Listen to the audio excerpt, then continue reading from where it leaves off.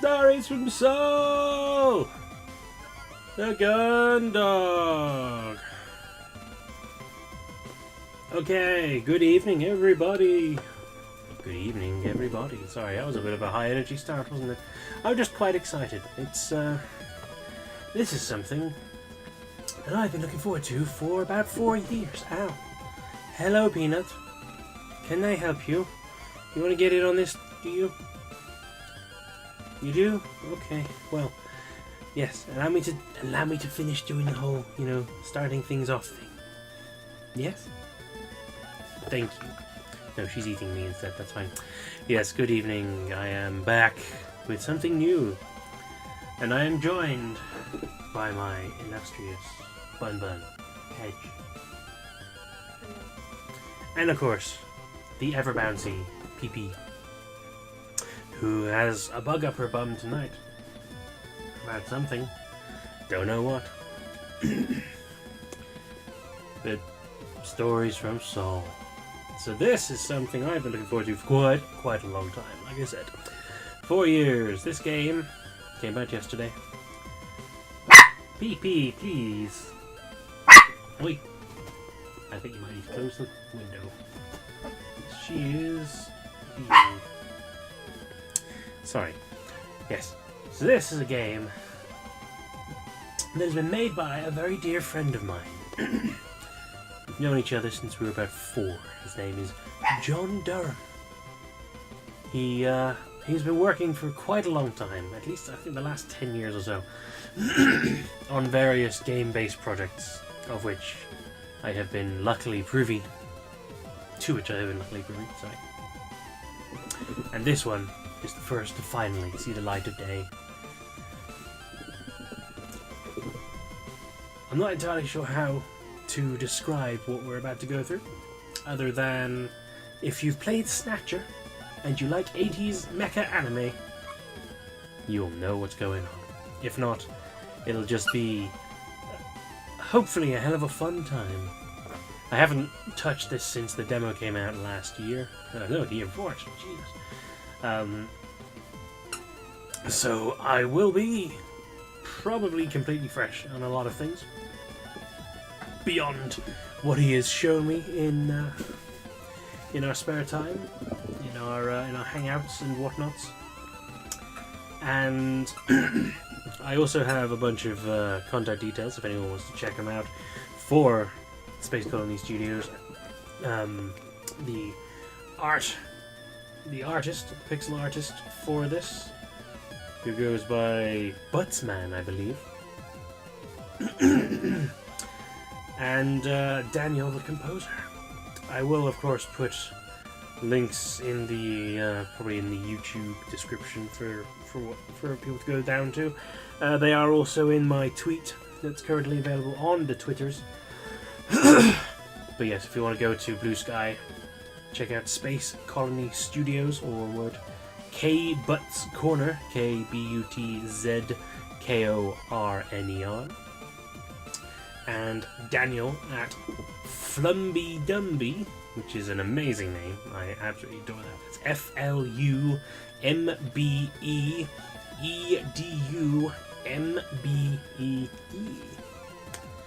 They are the 3 geniuses responsible for what you're seeing right now. Please go and check them out. Support. This game is now available on Steam. It's also available on Switch and PS5, I believe. Possibly even more than that. Possibly even Xbox, PS4, all that jazz. I don't remember. Oh yeah, definitely PS4, because I was asked about that. Yeah, so it's available pretty much on anything. If you can play a game on it, you can check it out. Please do. It is, like I said, it is a passion project from a guy I love very much. He has put a lot of blood, sweat, and tears and stress into this project. And of course, without any further ado, I think we're just going to dive right in and see what happens. So let's go. September 21st, Planetary Calendar 209. Following a raft of oppressive policies and crackdowns from the Earth-based government of the Solar Federation, the joint forces of the Martian territories, and the Jovian unified colony fleet rebelled. This conflict came to be known as the Solar War. The war carried on for 3 years, but eventually the combined forces of the Martian territories and Jovian United Colony Fleet managed to push the Federation military all the way back to the planet Earth. In the final days of the conflict, a pitched battle was fought in lunar orbit that would decide the war's victor.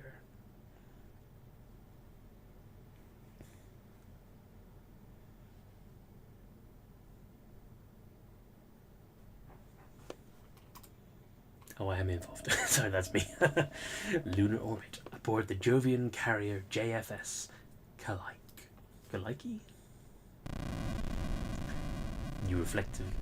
You reflexively tighten your grip and on your armored frame's twin flight sticks as another wave of vibrations reverberates through the cockpit. The creak of your new flight suit and your quickening breath are the only sounds that you hear above the gentle hum of the frame's subsystems. As you squeeze the controls tighter, their plastic casings creak under the pressure. You try and stay calm, knowing that these gentle vibrations are remnants of huge shockwaves that are buffeting the Kaliki. I should probably have asked about some pronunciations, but I will do that for next time. The carrier that you're stationed on. Each one is a near miss as an explosion tears through the space around the ship. You try to push the thought from your mind and focus on controlling your breathing, but you've already realized that their frequency means the Kaliki must be approaching the front line. Your squadron will be launching soon, and you'll be engaged in your first real sortie, your first real flight, in fact. You feel your throat tighten. Simulations are as good as the real thing. That's what your trainer told all of you. But you know that pilots are supposed to have hundreds of hours of live flights and training exercises in real armored frames before they're allowed anywhere near the front lines. I love the art style. Like, I know you haven't got properly into the game yet, but like the art style's pretty cool. Yeah, if it wasn't obvious, John is a big fan of Gundam. John is in fact the one who got me into Gundam. I'm sure I'll probably ramble about that at some point, but yeah, he's the reason why I like mecha anime, and it shows through. Yeah, I haven't known John very long, but we did kind of like bond a little bit over like 90s animes. Yeah, he's 80s and 90s anime is John's bread and butter. If it has combat mechs or magical girls, he's in.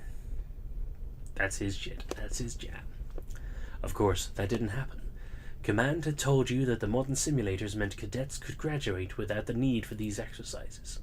You'd overheard the rumors, though. The Jovian colony fleet had lost a lot of pilots, and, still wanting to keep pace with the Martian advance against Earth, had resorted to fielding anyone who could fight. Your whole squadron is just like you, freshly conscripted from Europa Colony.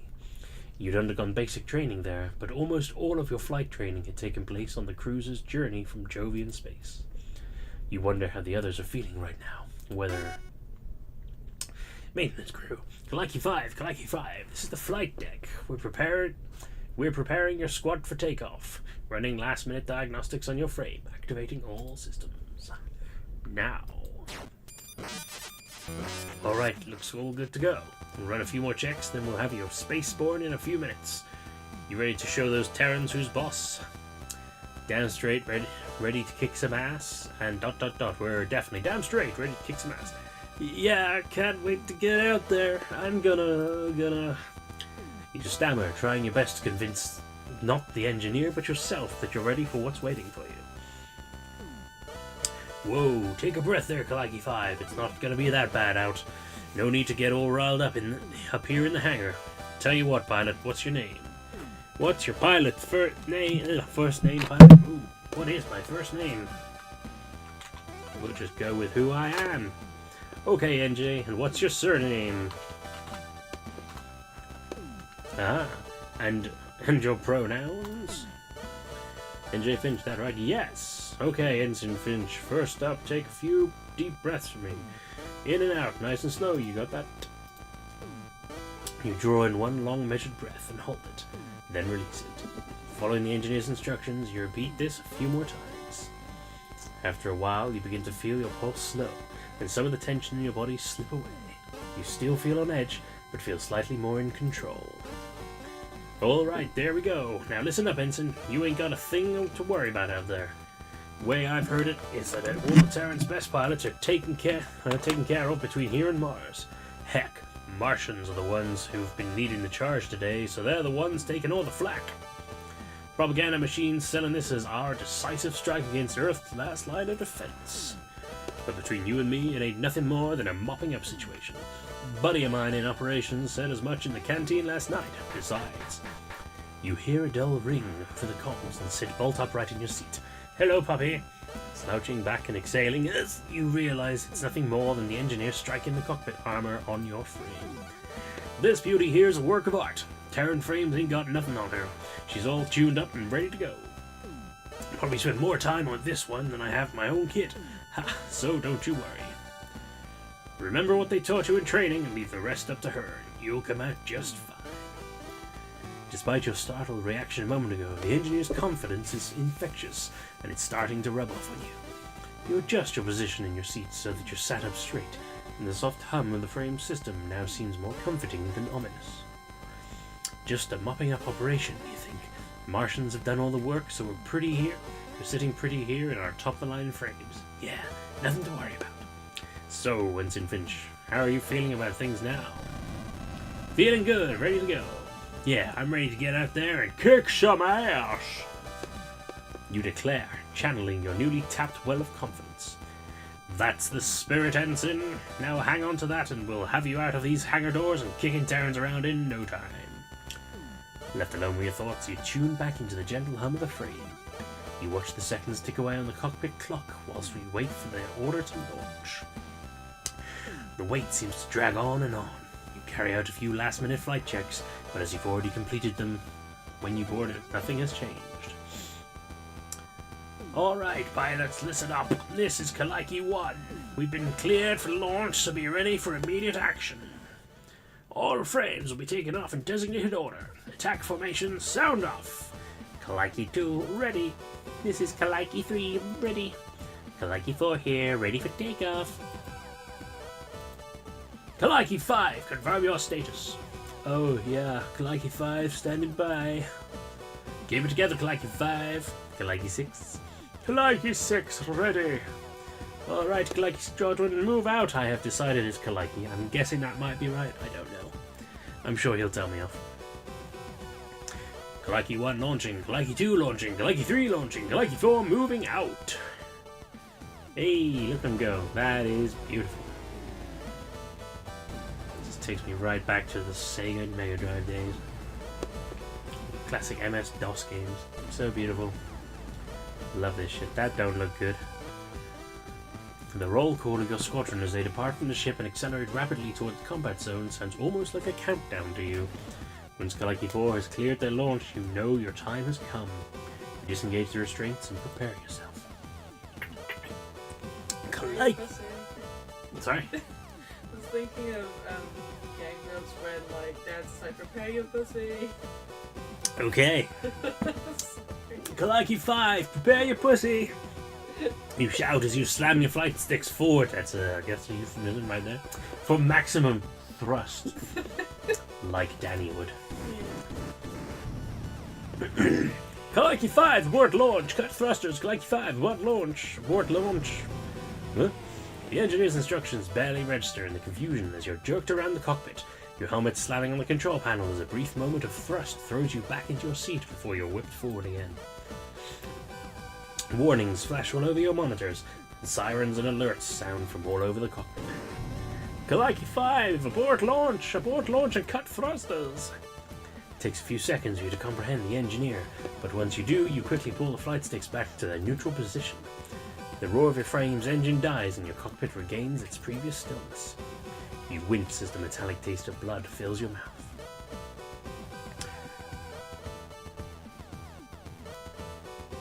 Alright, Kaliki 5, hang tight for a moment. Your frame's restraints didn't accept the disengage command, so you're still attached to the Kaliki. You're gonna need to run a diagnostic. Shouldn't take too long. You slump in the cockpit's chair and exhale deeply, your heart still pounding 1,000,000 beats per minute and your lips steam. Continue to slow your breathing as you listen to the still open communications channel from the maintenance crew as they work to get your frame released. Hey, yeah, looks like the restraints disengaged command didn't register. Yeah, Unit 5. Alright, yeah. Get Unit 6 out, no sense waiting for this one. Okay, start the diagnostic, then reboot if necessary. Kaliki 6 launching. There he goes. Bye-bye. Have fun. Woohoo! What do you mean, hardware fault? We've checked this 10 times since Mars at least. Who was assigned Unit 5? Oh, fine, right. Shut down systems and run the diagnostic again. I want this frame out there in the next 5 minutes. Kaliki 5, we're going to shut down your frame systems for a moment so we can run diagnostics. Stay ready though, we'll have you launching soon. Kaliki 5, understood. Ready and waiting. What a blue ball cock tease. This is all about the penis right now. As your cockpit fades to darkness again, you realize the flight stick. You release the flight sticks, and suddenly realize just how long you've been clenching your fists around them. You flex your fingers and roll your shoulders just like any anime protagonist would, exhaling again as you begin to hear the muffled sounds of the engineers working on your frame's restraints. Staring at the dead monitor, you slowly begin to smile. This was what you wanted, wasn't it? You'd spent so long worrying about this mission that you'd thrown up twice in the past 24 hours, and now it looks like that was all for nothing. You'd got what you wanted, and you were safe. As safe as you can be, strapped to the outside of a military carrier in an inactive armor frame anyway. Your smile widens inadvertently at that thought, getting shut down in an inactive frame still in its restraints. You'd become a cautionary tale for engineers and pilots throughout the entire Jovian colony fleet. Your mind turns quickly to the rest of your squadron. When they returned, you'd be the laughingstock of the entire Kaliki. The pilots who'd spent their entire first mission stuck in a dark cockpit. You dodged a bullet, but you'd never... This is Kaliki 6. They've cut off the flight path. There's more. There's a whole squadron of carriers coming in from the E field. Kaliki 1, they're going to cut you off the fleet, Kaliki 6's signal disappearing as you sit bolt upright as you begin pressing buttons. Excuse me.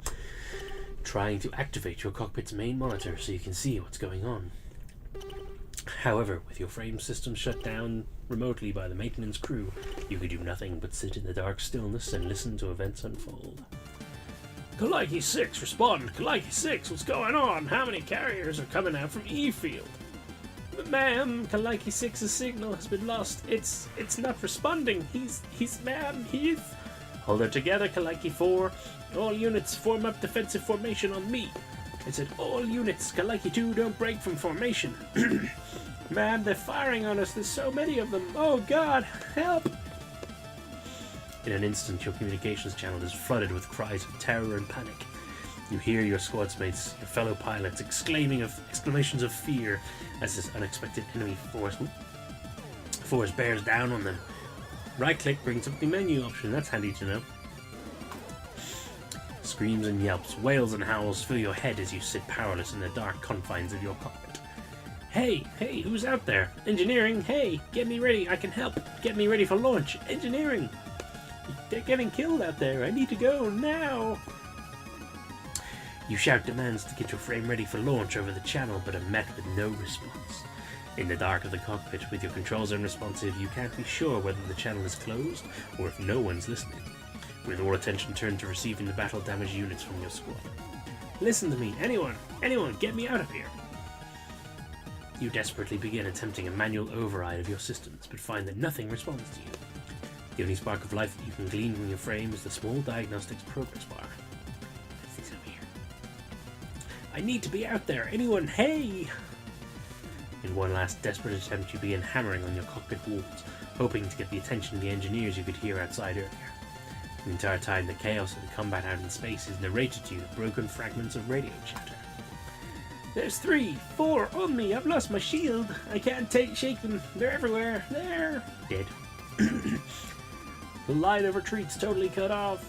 I can't go back to the ship. Ma'am, what do we do? What do we do? Stop panicking and form up. 3 and 4 on me. We're going to punch a hole through their formation and... Ma'am, come in, ma'am. Oh, God, no. One by one, your squad signals disappear, and the cacophony of panic disappears, replaced by the gentle hiss of static. You stop hammering on the side of your cockpit as the last voice is cut off. You're drenched in a cold sweat now, and your empty stomach feels like a rock has sunk to the bottom of it. You lean back and stare blankly ahead. This is Kalagi 5. Ready for takeoff? September 21st, Planetary Calendar 209.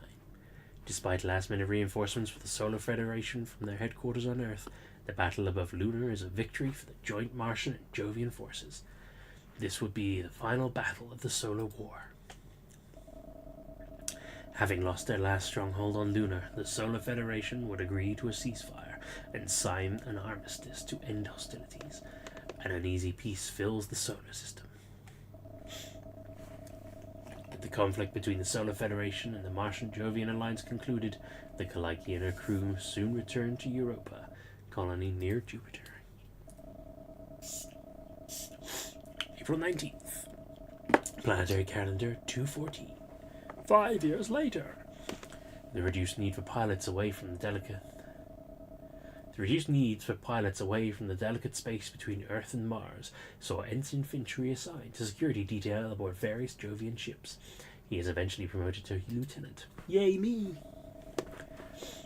4 years have passed since the battle above Lunar. The Jovian colony fleet, fearing fresh aggression from Earth, has increased patrols near its colonies after picking up unusual signals coming from further out in the solar system. The patrol ship JFS Gundog is dispatched to support the JFS O'Brien in its investigation of these signals. Jovian space, aboard the Jovian patrol ship JFS Gundog. That's the one in the title. Oh, I got a trophy. As the rumble of the Gundog's engines roar to life reverberates through the ship, you clench your fists. It's been 4 years, and to this day, the sensation of tremors, whether they're ship engines, docking clamps, or weapon drills, still tie your stomachs in knots. A bad trait for a ship security officer. You shake your head and exhale slowly, taking a moment before stowing the last of your possessions and pushing the drawer closed. You feel the click as it locks into place, and the exterior plastic paneling sits completely flush with its surroundings. Stepping back, you look around the room. You take another deep breath and hold it for a moment. Although this war is far from your first posting as a security officer, you always felt the same sense of trepidation, if not anxiety. As similar as all these ships were, they all came with their own unique crews and personalities, and with those came unique problems. Breathing out, you take a look around the room, taking stock of your surroundings. Select the look button to examine your surroundings. Yep. Classic. A standard crew's bunk. Once you've slept in one, you've slept in them all. Although, this one is nicer than the ones I've been assigned to. The wall panel can be removed by jimmying it with a thin object, and crew members often stash contraband there. Looks like this one's not been touched, though.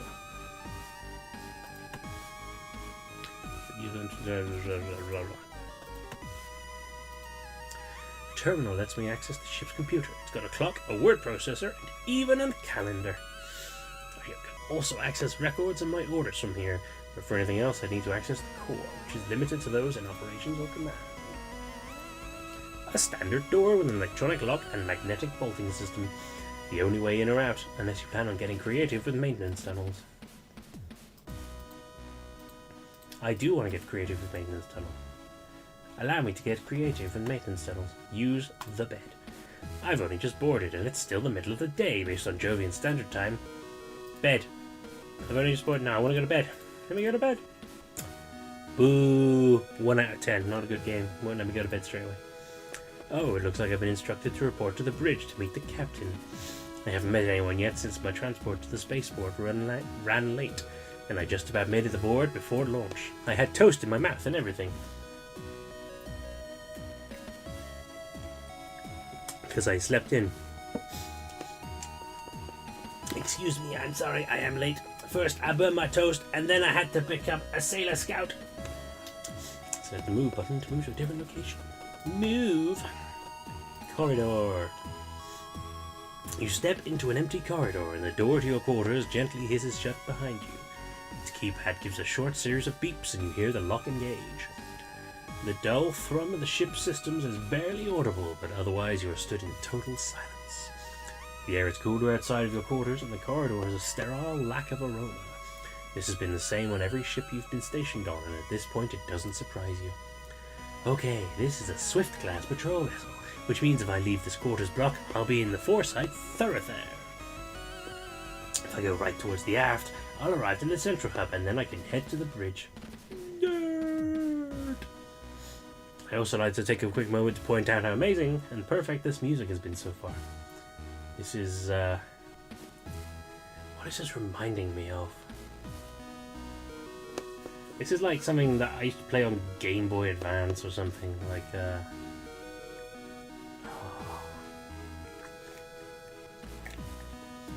I'm not sure, but I'm loving it. Let's look at everything. Hansen Cruris. Oh shit, it's a Welsh name. Harv Rumney doesn't sound familiar, but apparently Hansen Cruris does. Dalton Grange, not someone I've met before. Dylan Dees, can't say I've run into them on any other ship.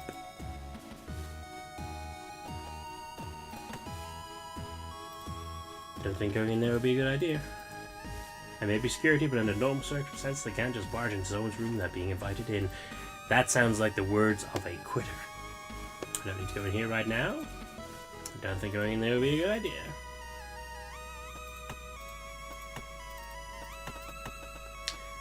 Foresight Thoroughfare. Warning, low gravity. That is a wonderful little sign. I want one just like that. John, note for the future. Make little signs that say warning, low gravity. Perfect merch option. In fact, I'm going to message him that right now. I like it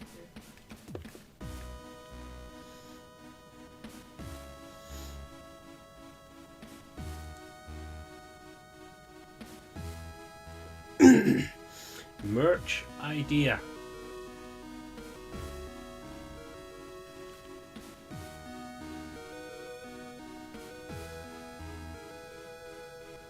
That is one of the worst pictures I have ever taken. No, go away.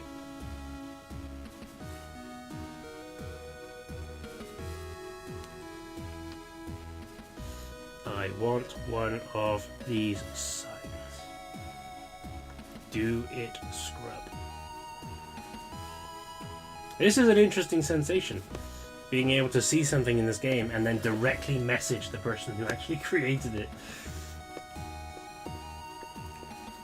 Anyway, you leave the crew block behind you, and find yourself in a much larger corridor that stretches off to your left and with multiple smaller corridors leading from it. To your right, the corridor leads to a large plaza-like space. A very faint breeze coming from your left ruffles your hair and chills you slightly, and you hear the sounds of human activity. From the right, you can hear the hum of the ship's engines more clearly now, as well as the occasional low, quiet whirring sound. Looks like I was right. This portion of the thoroughfare will lead me let me access both sets of crew quarters, the mess hall, the hangar, and the central hub. From there, I can access the rest of the ship's areas. I should hurry up to meet the captain before I look around anywhere else. No, I'm gonna look around everywhere. The ship's hangar. Since I'm on security detail, the only time I should be spending there is when I'm carrying out my daily checks. On a larger ship, you'd see people coming and going constantly, so it's eerie how quiet this one is. Cannot check out this awesome sign. The mess hall. I don't imagine a ship this size has a cook or even a kitchen, so it's probably just a vendmate unit.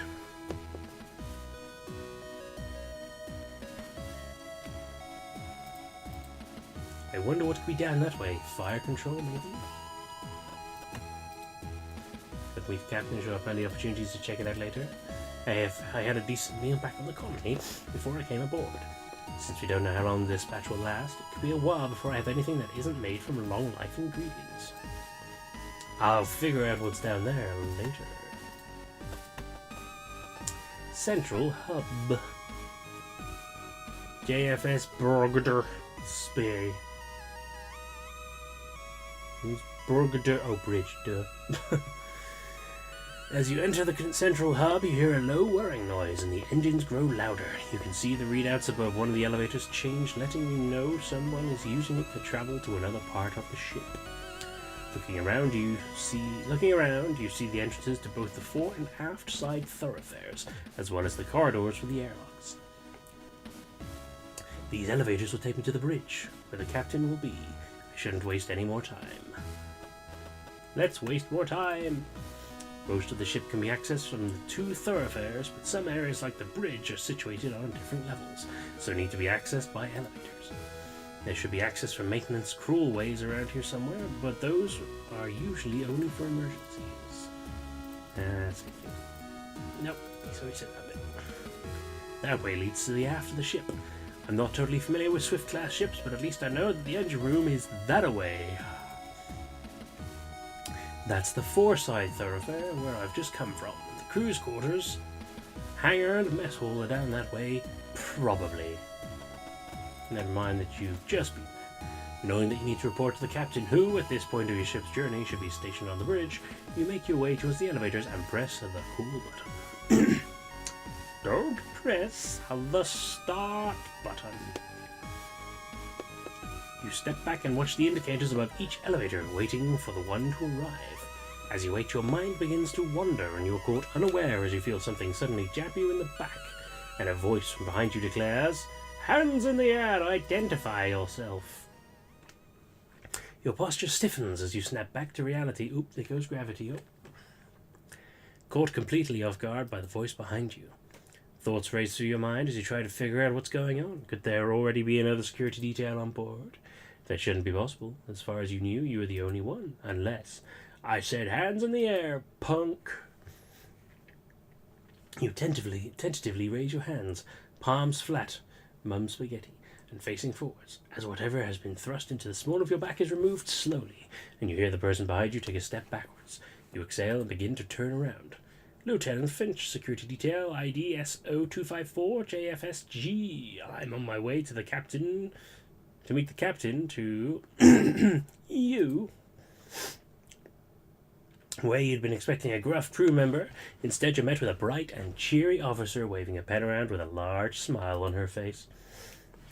You're taken aback for a moment, as this isn't just any officer. This is Cassie Water you.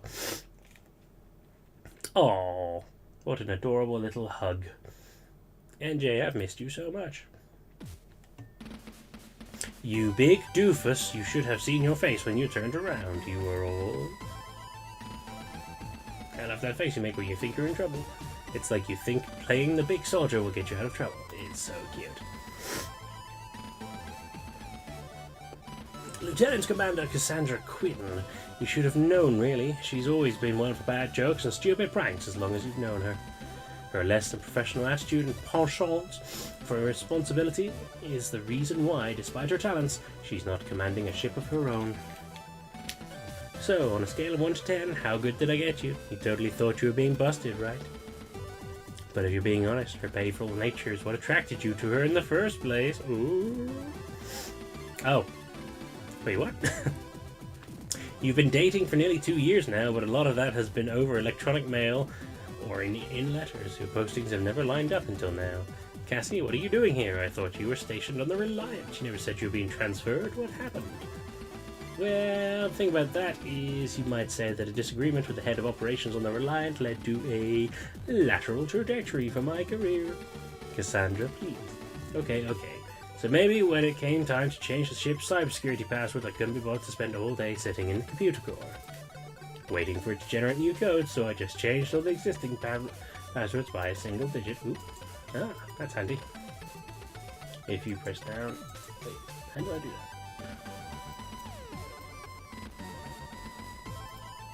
Who even knows?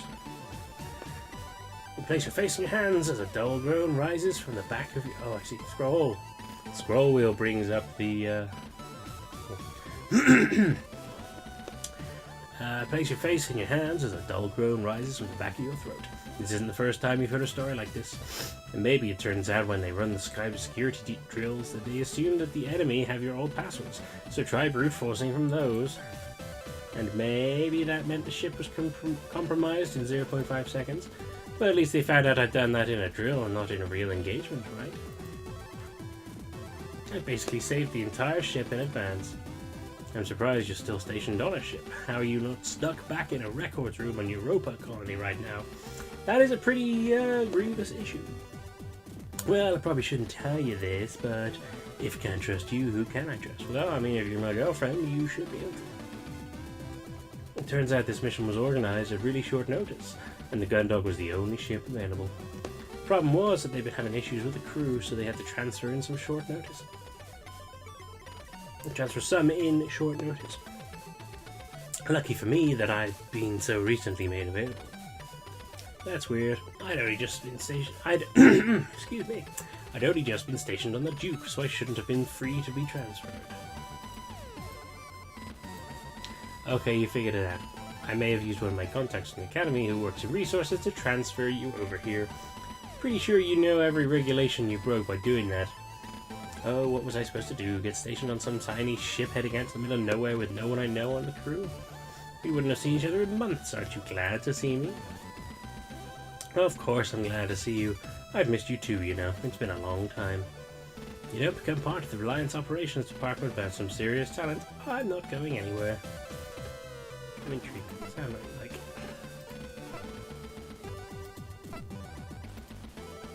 Ah! So I thought I'd had it set on Dojin mode. As you can see, there are 3 graphics options. Dojin mode, Studio mode, and Vivid mode.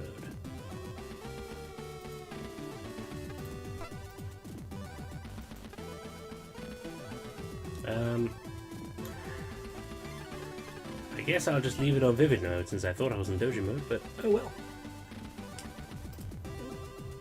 Oh, you said you were on your way to see the captain, right? Have you had a chance to take a look around the ship yet? No, not yet. I was going to... Great, I'll show you around. I've been here a few days, so I basically know the ship like the back of my hand. Where do you want to go first? I was on my way to see the captain, and I felt the engine start up, so I know we're launching soon, and I thought that I should probably report in as soon as possible. Oh, don't worry about that. I've already logged you on board, so it's just a formality now. Besides, Captain Bartholomew isn't exactly a stickler for procedures, so we can check out anywhere you want before we head up there. Well, alright, in that case. Great! This is going to be the best tour you've ever been on. By the time it's over, you'll have seen every inch of the ship and met everyone on board. It's been so long since we last saw each other, we definitely need to take time to stop by my quarters and get reacquainted. You can now access every area of the Gundog. Select the talk button to view from the list of who's available to talk to. Change your mind, push the talk button again. You look around the central hub as Cassandra already begins to make her way to your first destination, waving at you to follow. My abysmal ship, you think, but now would be the perfect opportunity to learn its layout and familiarize yourself with where you'll be spending your current duty. Plus, you admit it wouldn't hurt to meet all the crew. Better to get to know them sooner rather than later. I can talk to Cassandra. You know, it's kind of funny now that I think about it. What is? This area is called the Central Hub, but to be honest, the only places you can get to straight away from here are the airlock, sickbay, or the bridge. Well, it's right in the middle of the bridge of the ship, so it connects everything together via the 2 thoroughfares, right? Kind of, but if you want to get to engineering to do some mechanical work, you've got a long way to go to that. Blah, blah, blah. Yeah, that. Then if you want to do pretty much anything else, you've got to go the other way. The 4-side thoroughfare is way more of a hub since you can get to all sorts of places really quickly. Get some snacks from the mess hall to take back to your quarters. Easy. If you want to take a quick soda while taking audit in the hangar, you're there and back in no time. They should move the bridge to the front of the ship. Sounds to me like you just want a vending machine on the bridge. Hey, that's not a bad idea. But still, it's a long way to get to the other end of the ship, no matter where you're going from. Oh, I need a drink.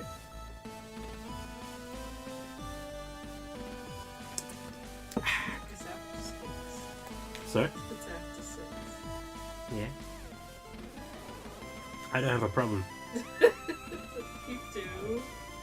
You say you can't eat have sugar at late at night. Yeah, late at night. It's for your benefit, because you're the one who can't sleep. Yeah, but I'm like that anyway whenever I had Monster so Really. that... Yeah. Sometimes I've been up since 3 or 4 and I haven't had any Monster. You're still beating your Kindle, haven't you? Yeah, but that has nothing to do with It it. very much has much to do with it. It does not. It really does. It does. A lot of time I just like fall asleep as I'm reading it. But not actually going to sleep. Shut up. If you're falling asleep while you're reading, you know what that means, right? What? You should go to sleep.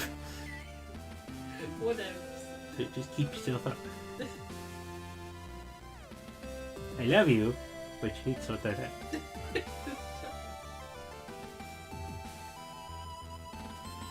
I love you too. Thank you. How would you solve that problem? Maybe change the shape of the ship so the center is really the center? It's space, so you can make a really efficient shape like a cube or something. A cube? I guess it could be efficient, but I don't think anyone would take a cube-shaped ship seriously. You have anything else to say? No, it's kind of funny anything about one of the same thing.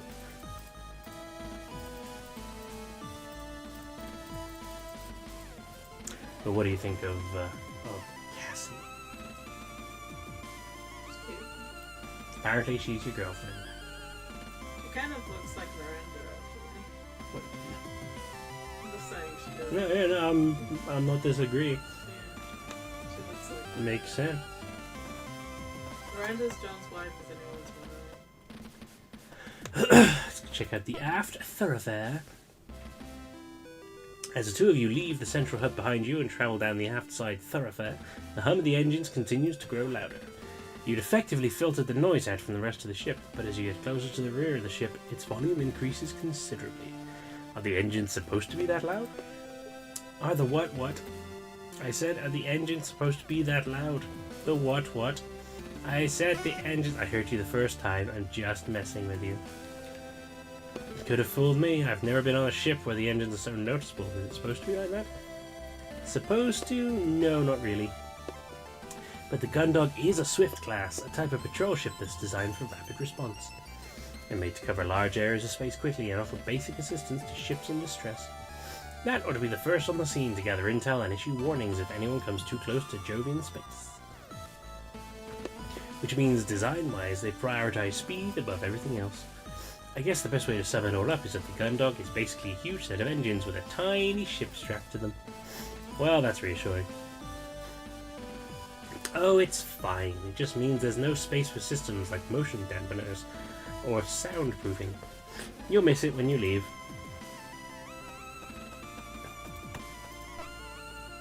There is an upside to these vibrations coming from the engines. Oh yeah. Check this out. He watches Cassandra crouches down, takes a pen out from a pocket and lays it on the floor. As soon as she removes her hand, it begins to slowly edge away from her, moved by the vibrations carried through the ship. Ta-da! That's great. I know, right? Back on the Reliant, we used to go to the engine rooms and race stationary on the gangways near the engines. I had a red pen that moves 3 times faster than anything else. 3 times faster, huh? You know it.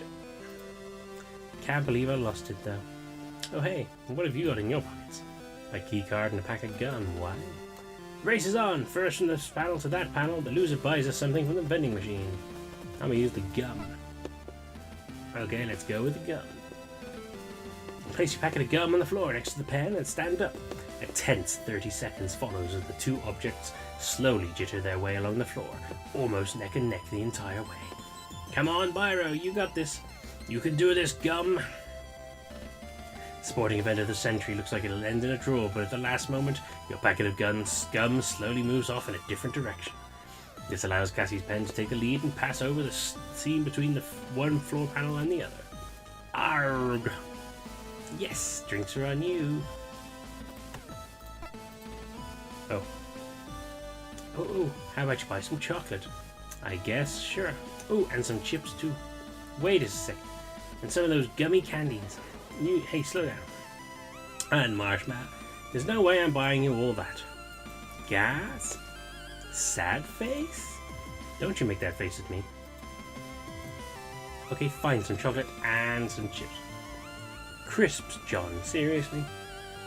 And some... no. Okay.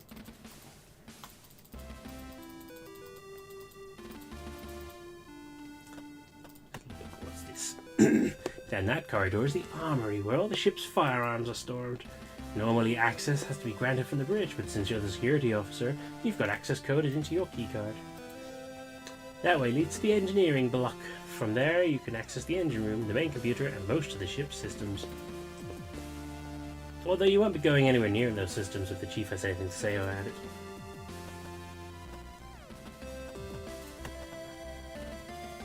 Let's check out the armory. Swipe your keycard to the card reader set into the terminal by the armory's door. Instead of the door opening as you would expect, you hear a harsh tone from the terminal. Looking at the screen, you see a message displayed in large flashing letters. Access denied. Insufficient authority. Looks like your clearance hasn't been fully processed yet. You have to meet with the captain before you can get into that room. Engineering. As the two of you continue through the aft thoroughfare, the thrum of the engines grows louder still. The featureless paneling that has made up the majority of the ship's interior quickly gives way to the visible pipes and conduits, and eventually the smooth flooring transitions to grating, revealing more workings underfoot. Finally, the thoroughfare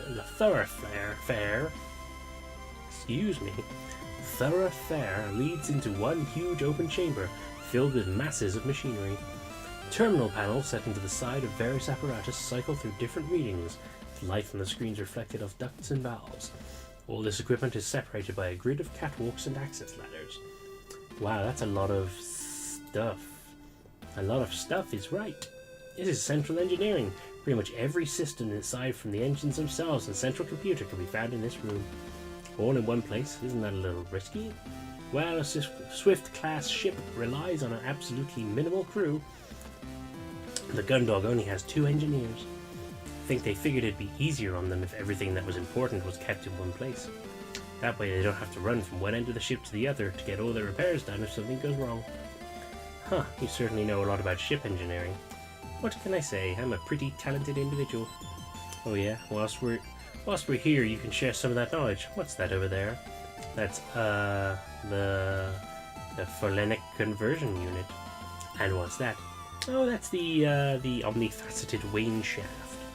And what about that? That's the turbo encabulator.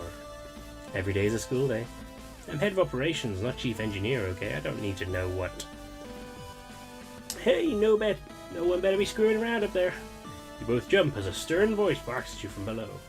Looking down, you see through the grating that there's another catwalk situated below the one you stood on, with a crew member walking at speed towards a ladder that joins the 2 walkways. I swear if I find so much as a single terminal readout out of place, I'm stuffing the 2 of you into the organics processing system. If I have to retrieve one more pen from behind the compressors, the crew member continues to grumble as they ascend. Quinn, you better not be here to tell me your favorite pen has somehow fallen into the system block again. No, Chief. Got it right here. Damn straight you do. Now make sure you hold on to that one, or you're going to need someone to pull you out of the system block instead. And who's this? A wayward security officer. You got a name there? You quickly throw a sharp salute at the woman in front of you without even checking her rank first. Not only does she loom over you physically, but you quickly pick up on a force of personality that feels like it adds an extra 6 inches to her considerable stature. Lieutenant Finch, security officer for the JFS Gundog, ma'am. Less of that ma'am business, Finch. Name's Mackenzie Cathays. Chief engineer, but that's chief to you. Yes, my chief. Chief straight. No, down straight. No, no. Now, what are you 2 doing in engineering? I was just giving Lieutenant Finch a tour of the ship, Chief. That's so. You've never been on the ship before, Lieutenant? First assignment. Never on a Swift class, Chief. Only served on a strike or supply classes to date. That's so. Which strike missiles? JFS Victory and the JFS Thunderbolt, Chief. Victory and Thunderbolt, huh? Don't think either of those two are less than 3 years old, so probably wouldn't have seen what. So you probably wouldn't have seen what the new streamlined distribution system. I wonder if you would have seen the power coils, though. I think the Victory was part of that production. You and Cassandra exchange a quick, nervous glance as the chief, who'd previously seemed like she was about to physically throw both of you out of engineering, suddenly begins a conversation with herself. You continue to stand to a nervous attention as she ruminates about ship components. Chief, is there anything I can help you with about these ships? Oh, Lieutenants, didn't realize you were still here. No, you're off the hook, Finch. Not unless you can tell me whether the Victory was outfitted with 3rd generation B-Pack upgrades anyway. Sorry, Chief, don't think I could. What if it's because the retrofitting takes into account space availability in the ship's interior for minimal transversal impact? Although maybe it could be that it takes... I think now would be a good time for us to move on. Good idea. Well, that's all, Chief. We'll just be going now. Oh yeah, sure. Just don't let me catch you screwing around in here again. Bye, Meryl. Yes, Lieutenant.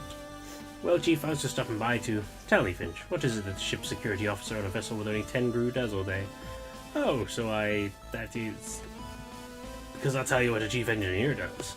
Chief engineer spends every damn minute of the day trying to keep pace with all the systems on board this vessel, making sure they're all running absolutely flawlessly.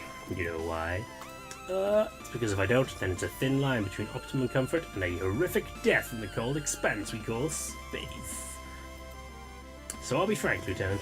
Unless you're about to help me redirect these condensers while I refresh the primary moisture chamber, then I don't know what good is going to come from you hanging around and distracting me. Understood? Yes, Chief. Well done. If you really want something to do, you can go and check up with the junior engineer in the hangar. Kid's probably slowed down since I last put the fear of the void into him. Wow. Okay, but really, when Chief says we shouldn't screw around in here, she's right. We should probably get moving. What did you do? Why would you say that? Really though, what did... Who the hell dropped the chocolate bar into the secondary moisture converter? Let's go. It's melted into the outlet valve. I'll kill them.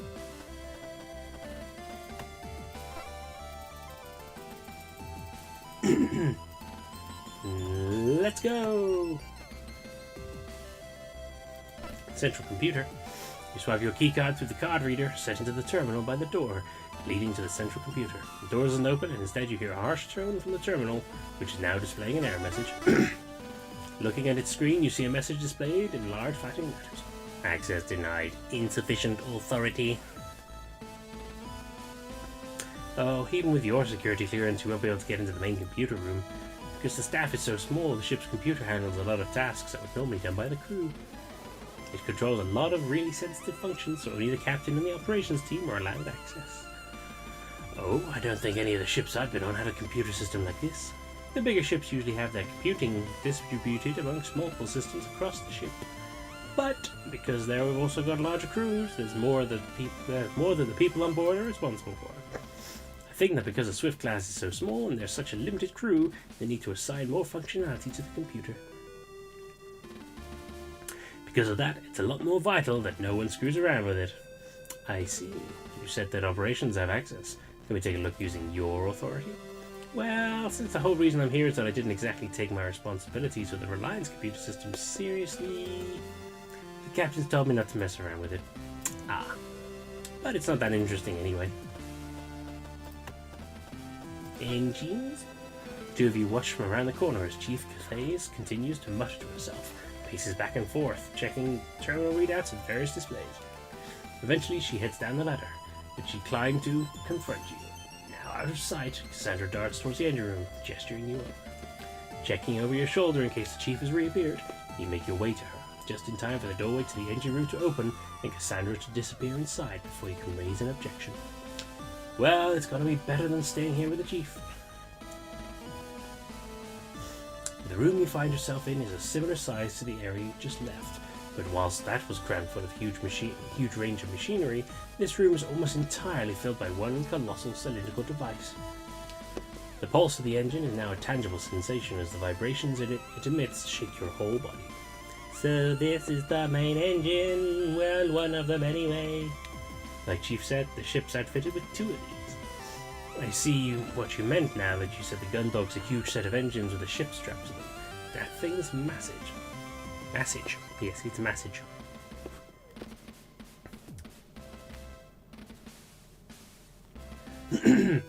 I know. I look at it and I feel like you could probably fit the rest of the ship in this room if the engines weren't there. That's because it's impossible to get the Higgs field distortion drive any smaller. Ah, Chief.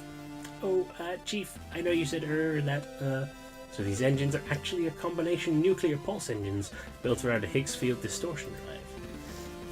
If the HFDD wasn't here, then this engine could be about 10 times smaller than it is. Although I hear they've managed to improve the efficiency of newer NPEs, so it's possible that the space saving could be more like 11 times smaller. Can either of you tell me how a HFDD works? HFDD. Higgs Field Distortion Drive. What are they teaching you at the Academy? It's the drive that allows ships to move far beyond speeds allowed by conventional engines, although it's nowhere near faster than light. It's what lets us get around the solar system without needing to worry about whether we'll live long enough to see the end of the journey. Anyway, everyone knows about the existence of the Higgs field. It's what allows interactions with the Higgs boson that gives particles their mass. Oh right, So what the drive does is warp the field relative to the ship and those on board. By doing this, it replaces the mass to a different area of space, but within the same relative. As the Chief continues on with her explanation, you glance at Cassandra and see a thinly veiled look of terror on her face. Can't blame her as you feel much the same way, quoting this impromptu lecture. Then, because the particles retain their relationship with each other, the general perception is that things are the same as normal. However, from an exterior perspective,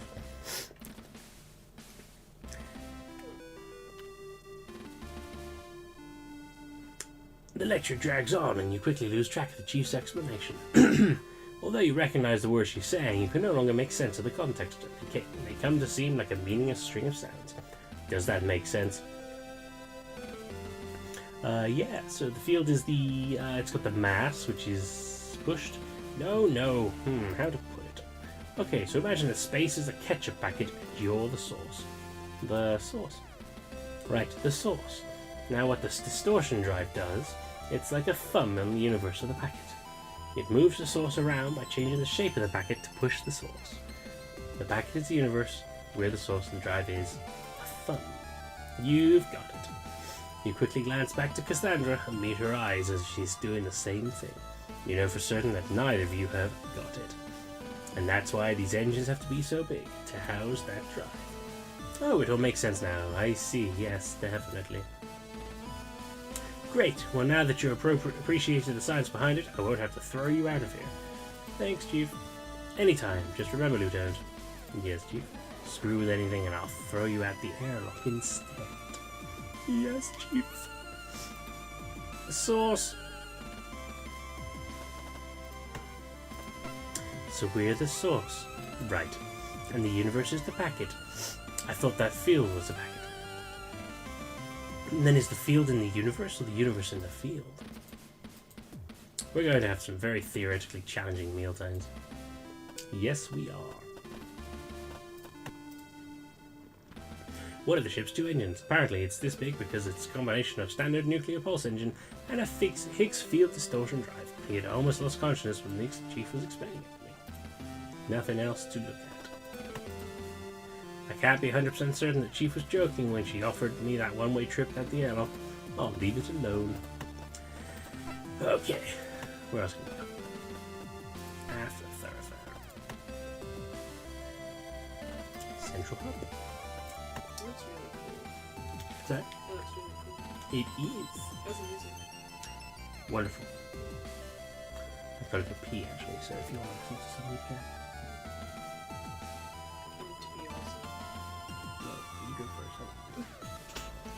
Sorry, Peanut.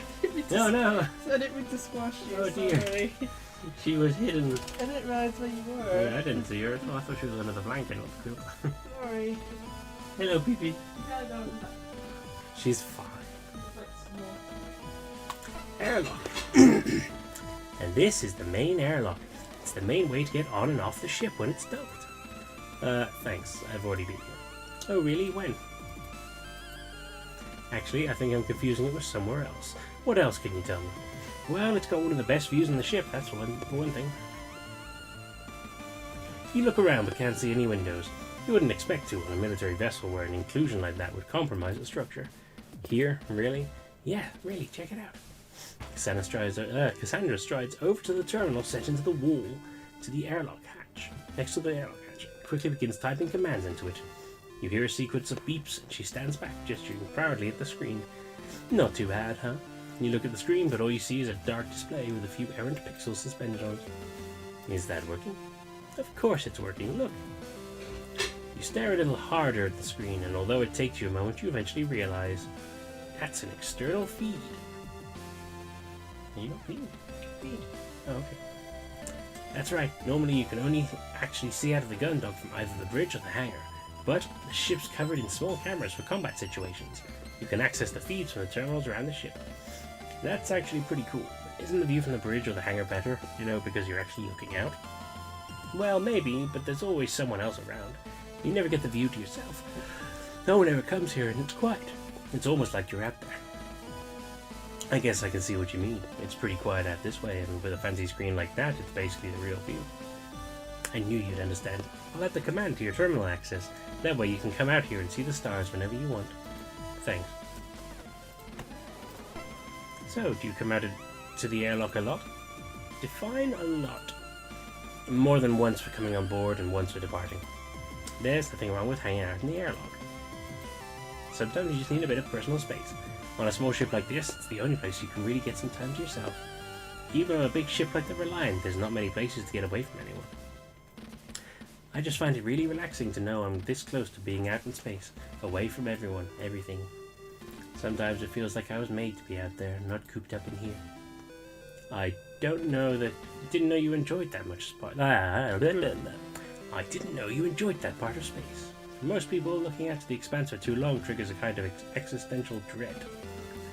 I knew a guy on another ship that couldn't bear to look out into space. He started getting the jitters whenever he did. Sometimes if he got drunk on duty, he'd start saying all kinds of weird stuff about how humanity's souls were never meant to be unbound from gravity. I don't know, it's just like there's something out there that's calling me, Cthulhu! Well, that's until I'm late for my shift and the captain sends out a ship-wide message telling me to haul ass up to the bridge. Then I know there's something calling me. Okay, on that note, I just have a quick be right back.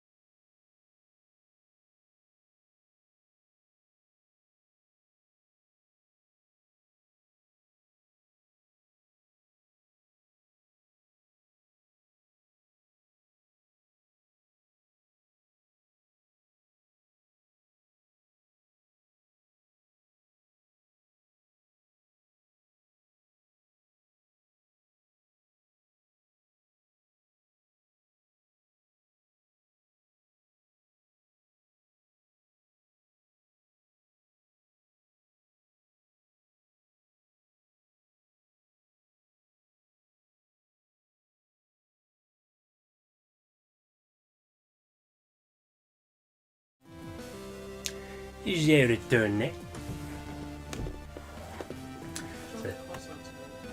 Sorry. They are pretty good. These spacesuits are for emergencies only. Every crew member has an assigned suit that's stored near the main station.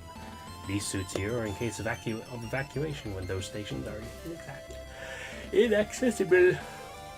Aside from the fact it controls like an airlock, it's a terminal like any other.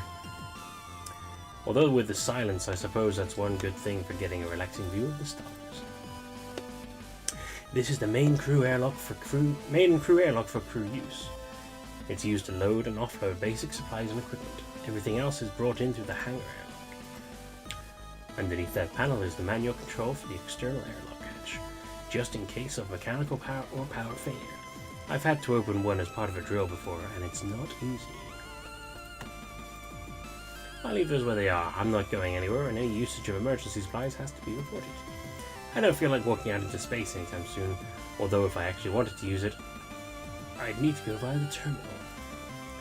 This terminal, alongside its other standard features, is used to control the airlock. I can also get a look at what's going on outside of the ship. View the stars. I've got a few minutes. I could spare some time for stargazing. Yep, that's space alright. It is indeed space. Really shouldn't mess around with that. It's very tricky to get back on once it's removed. Central hub. Sickbay. The elevator doors hiss open and you both step out into a wide open room. You're immediately struck by the glare of the high-powered lights that are set to the ceiling, and just as you regain your vision, the powerful aroma of clinical disinfectant burns at your nostrils. Looking around, you see the standard features of a sickbay, a set of beds that extrude from the wall on one side and a large gallery window set into the wall on the other, indicating the presence of a surgery wing. The walls are lined with cupboards and cabinets containing medical supplies and various devices set on countertops. In the middle of the room is a large desk set to face the entrance. On the side closest to it are two chairs, and on the other sits a figure that you almost mistake for a piece of medical equipment until they look up. Ms. Quinn, excellent timing. I've just finished the analysis of your... Hey, Doc, don't worry about that right now. I'm giving a tour to our new security officer. Very good, Miss Quinn. Hello, Lieutenant Finch. I'm the ship's Dr. Safer Rosarian. I've reviewed your file already, so please feel free to stop by with any complaints. But since you're here, Miss Quinn, I'd really like to talk about your gastro. Honestly, Doctor, it's fine. We can talk about it. Intestinal. Doctor, later. Distress. Okay, Doctor, a moment, please. Honey, if you could give me a few minutes with the Doctor. Yeah, no problem. Cassandra grabs the Doctor by the sleeve and drags him over to the surgery wing, yanking him through behind her. Once the door closes, you can't hear them, but you can still see the two through the gallery window. You decide to turn your attention away and examine a nearby poster of space illnesses. Pandorum? Yes, thank you, Doctor, I understand. So that includes any synthetic meats or carbohydrates. Understood. But as I've explained, I've got a full supply of NutriShake powders that should serve as a balanced replacement for the meals from the food vendor and should alleviate your Doctor.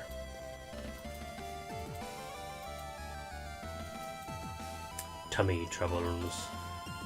This tour is moving on. I like him. Those beds are for patients who need to stay in sickbay for whatever reason. All the monitors behind them are to display patients' vital statistics. It's rare you'll see one used. All those cupboards and cabinets are jam-packed with different medical supplies, tools, nutritional supplements, and so on. I guess it's good to have it all on hand. That portion of the sickbay is separated off for surgical procedures. It has its own separate environment controls and is completely sealed from the rest of the ship when in use. It also contains robotic assistant units.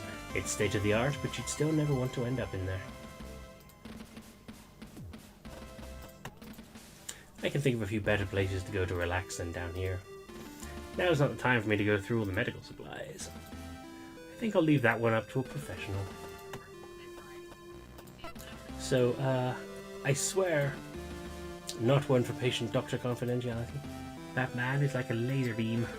He gets straight to whatever task is in front of him with no time for things like common courtesy, bedside manner, or privacy. Yeah, I got that impression. The worst part is that after all of that, he tells me I'm allergic to the synthetic elements they use in the mess hall's food vendor. Can you believe I'm on a Nutri-Shake diet between now and when we return to port?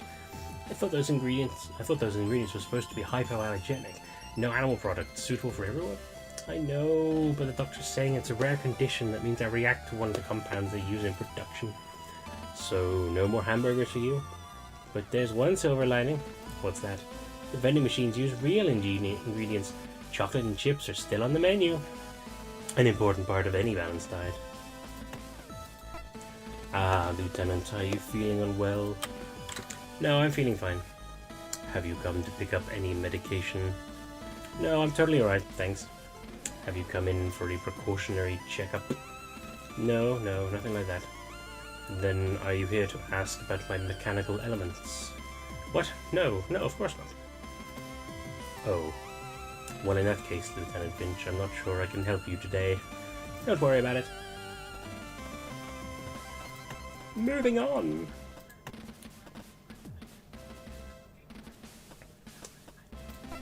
Back to the force. As you head away from the central hub, the noise from the engines becomes quieter, and the ambient temperature feels noticeably cooler. The thoroughfare stretches out in front of you, with doorways leading to other areas of the ship visible in the distance. And here we are in the fortified thoroughfare. Yes, I know. I went to my quarters earlier when I came aboard. Gas! What did you just say? Forsyth thoroughfare. No, I don't think you did. I 100% said Forsyth thoroughfare. Are you making fun of me? Because I was struggling to say that earlier. Aha! It's a tricky thing to say. You try saying it quickly. I'm not reading that.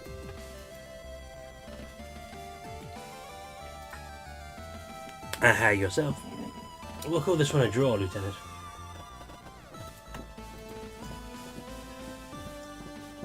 Ship's hangar. I wonder if there's anyone there right now with a crew this small. Mess hall, and what kind of air machine they have aboard. Yeah, she can't do it either. That's what we're getting from that. You've been next up on the tour, I guess. Would you like to move to the hangar? Yes, PP. Kindly don't. PP. As the two of you head down the Forsyth thoroughfare and away from the crew quarters, Cassie stops by a double-sized doorway and runs her keycard through the reader next to it. Watch your step. She instructs, tapping her knuckles on a large warning sign next to the door that reads, Low Gravity Zone. Once the door opens, she heads through and you follow her into a wide stairwell. It only takes 2 sets of steps before you can feel yourself grow lighter. By the time you reach the doorway at the bottom, you're almost floating. Stepping into the hangar and onto the catwalk, the first thing that strikes you in are the profiles of the 2 armored frames stood as if on guard. Facing into the main area of the hangar. That's pretty fucking cool. Although you fully expected to see them there, every Jovian ship features at least a few, the sight of the armored frame stirs uncomfortable memories in you, and you inadvertently grit your teeth and squeeze the handrail you've grabbed tightly. Ooh. Did it choose for an adventure thing? More of an adventure game. Ma'am, they're firing on us. There's too many of them. Oh God, help, ma'am. The line of retreat's totally cut off. We can't get back to the ship. Ma'am, what do we do? Stop panicking and form up 3 and 4 on me. We're going to punch a hole through their formation and... Hey, are you okay? Yeah, I'm fine. I think it's just the change in gravity level. Left me a bit queasy. I know how you feel. I was late for a hangar audit once and rushed down straight after a big lunch. I was moving so fast that with the gravity shift my stomach contents couldn't keep up. Gross. Tell me about it. I did everything I could to keep my mouth shut. You know the rule for low gravity zones. What you spew is left up to you. I wasn't going to be late and on cleanup duty. Speaking of duties, shouldn't there be someone around here? Dalton should be around here somewhere. If you're feeling funny, stay here for a moment, and I'll go see if I can find him. Sure. You watch as, despite the 15 meter distance between the catwalk and the hangar floor, Cassie nonchalantly places her 2 hands on the handrail and deftly vaults over it into the emptiness.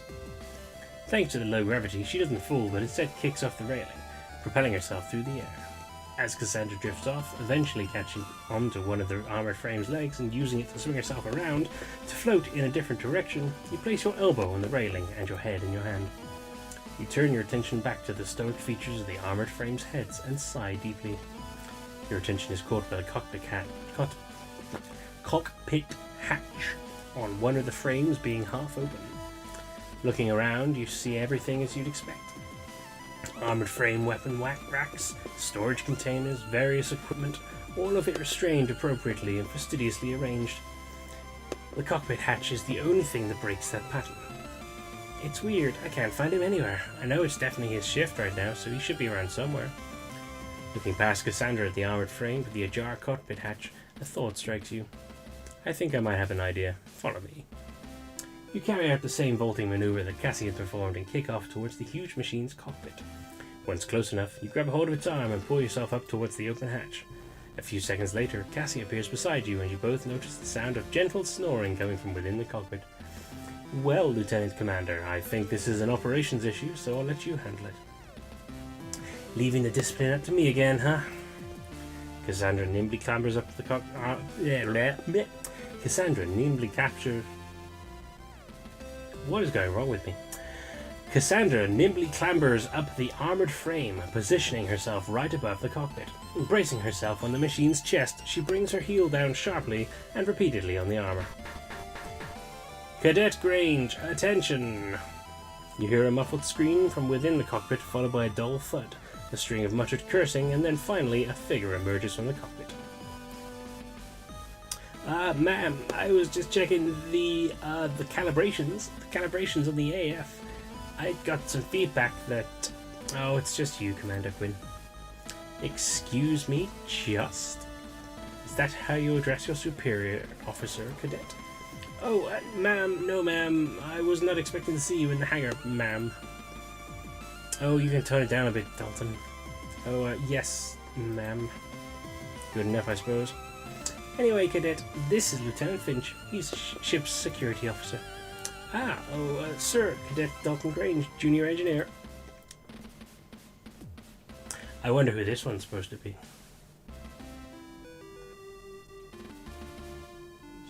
Yeah, that's what I got. Although, Ginger, do we need to talk about something? Is there something going on inside there? Yeah. Good to meet you, Cadet. Looks like they've got you working hard. Looks like... Oh, no, sir. Well, that is... Yes, sir. But not so hard I'm falling asleep. No, sir. I was recalibrating the sensor array on the... Take it easy, Cadet. We've all taken a nap in a cockpit in our lives. Well... Of course, we never took cockpit naps with the chief giving us our orders. So you probably need to get back on whatever you were doing, huh? I totally forgot she's going to kill me. Good kid, right? I feel sorry for him already. These two armored frames are both Juno models, the workhorse of the Jovian colony fleet's military. They look like the newer type than the one I piloted on the Kaliki. Almost piloted.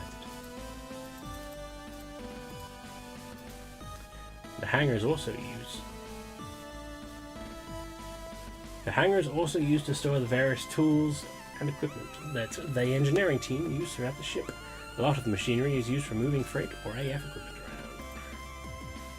Most of these crates contain mechanical supplies, spare parts, tools, etc.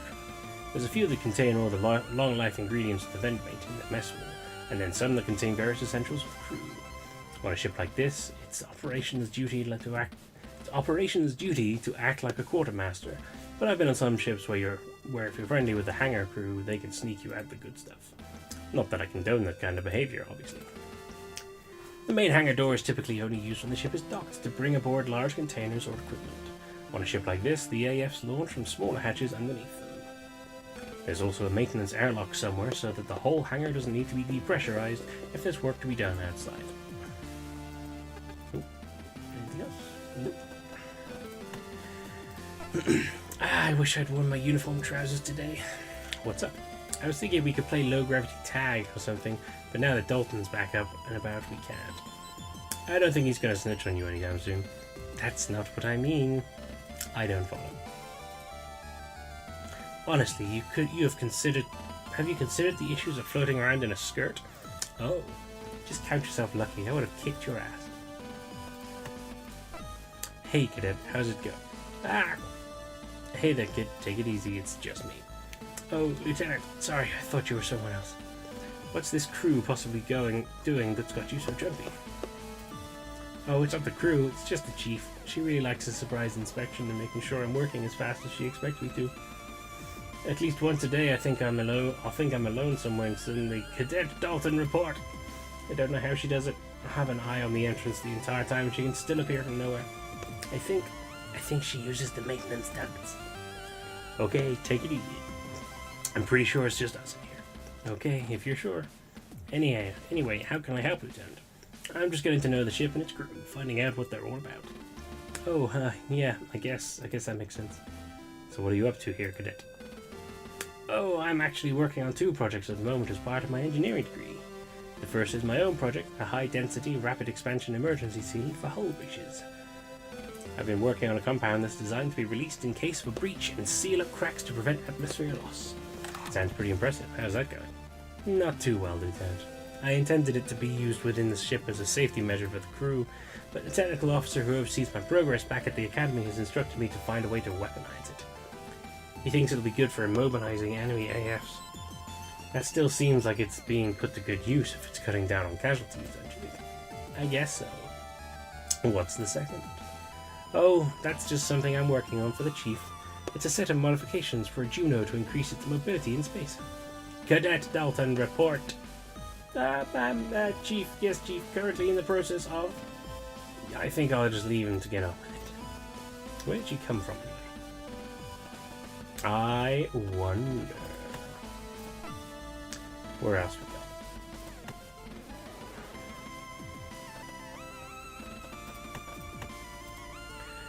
Knowing Cassie's appetite for snacks, this will probably be the next place we go. Move to the mess hall? Yes. And here we have the highlight of this entire tour, the mess hall. Cassandra's face is radiating happiness as she gestures through the double doorway that just stood by into the mess hall. Looking inside, you see a canteen like any other. Tables, chairs, vending machines, it's all here. This is the highlight. It looks like a pretty standard mess hall to me. You bet. Do you know why? Tell me. Because they've got both of the different kinds of vending machines. The red one that stocks the spicy potato chips, and the white one that has all the different chocolate bars. Wow, that's all the bases covered, huh? They've got all the fundamental food groups. I'm not sure. Hey, Quinn! A rough voice goes out from further in. You hadn't noticed them previously because of Cassandra's enthusiastic presentation of the vending machines, but someone sat in the far corner stands up, drops a half-smoked cigarette into a coffee cup, and strides over. Hello. What's going on, Quinn? Who's this? Hello. PP, thank you for kisses. Lieutenant Rumney, were you just smoking in the mess hall? Take it easy, Quinn. I was sat right by the extractor vent for the meal vendor. No harm, no foul. That's not the point. The extra strain on the air scrubbers from cigarette. Yeah. So anyway, who's this hottie?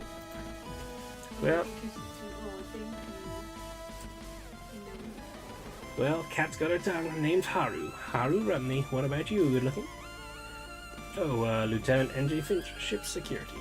NJ Finch? Ha, no way, really? Last time I checked. Well, alright, good to know. That's all for me, Finch. You know where my quarters are, right?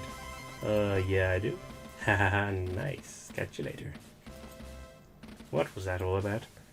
Cassie? You know where the bedroom is, do you? I mean, I do. It's near mine. That's not what their room is right by mine.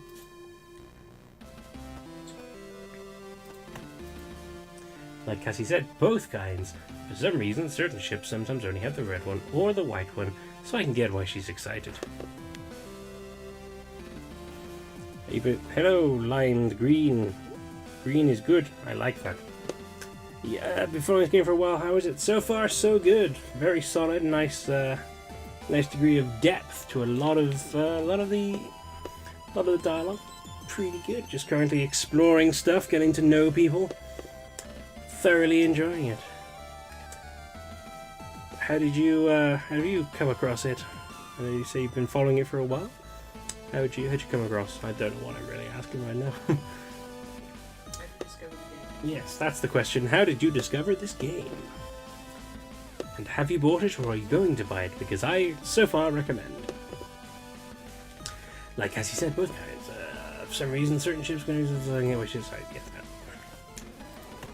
Look. A standard food vendor unit installed in all JCF ships. It's half robotic chef, half vending machine. You select what you want and it prepares it for you.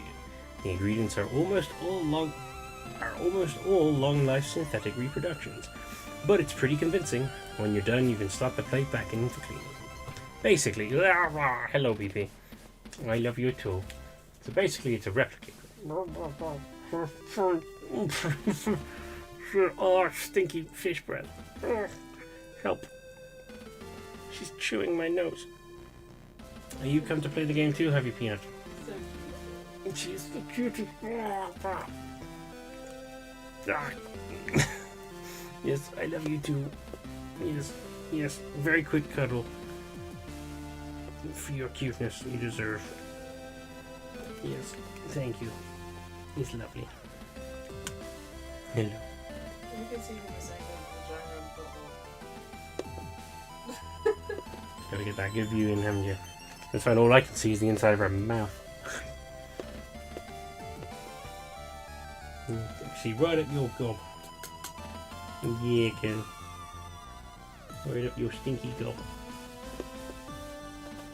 What else are we looking at? Putting out your half-smoked cigarette in your half-drunk coffee. Pretty gross. Don't know why smoking on a ship hasn't been banned yet. Yeah, that does seem a little bit counterintuitive. Cassie, shall we get some chips or something? Okay then. Wow. Hey Cassie, have you had lunch yet? Should we get something from the vendor? Ah, right. Is there somewhere I can throw this away? You know, don't worry about it. I'll find it. You know, it's... Actually, don't worry about it. Wow. Of course. Oh, Cassie, before we go, do you want something from the vending machine? Chocolate? Chips? Soda? Don't think I don't know what you're trying to do, Lieutenant. I promise I didn't get what Haru was saying about the room. Okay, but it's gonna be a chocolate bar. Okay, sure. Wait, 2 chocolate bars. Sure. Wait, 3. Just browsing the eShop, saw the cute anime art style and the cool visual novel menu thing it was going on and was hooked. These are 2 excellent reasons to be in on it. The art, as you can see, is phenomenal. The art was by... Let me just go back and check the name again. K-Butts Corner at Blue Sky. You can check them out, K-Butts Corner.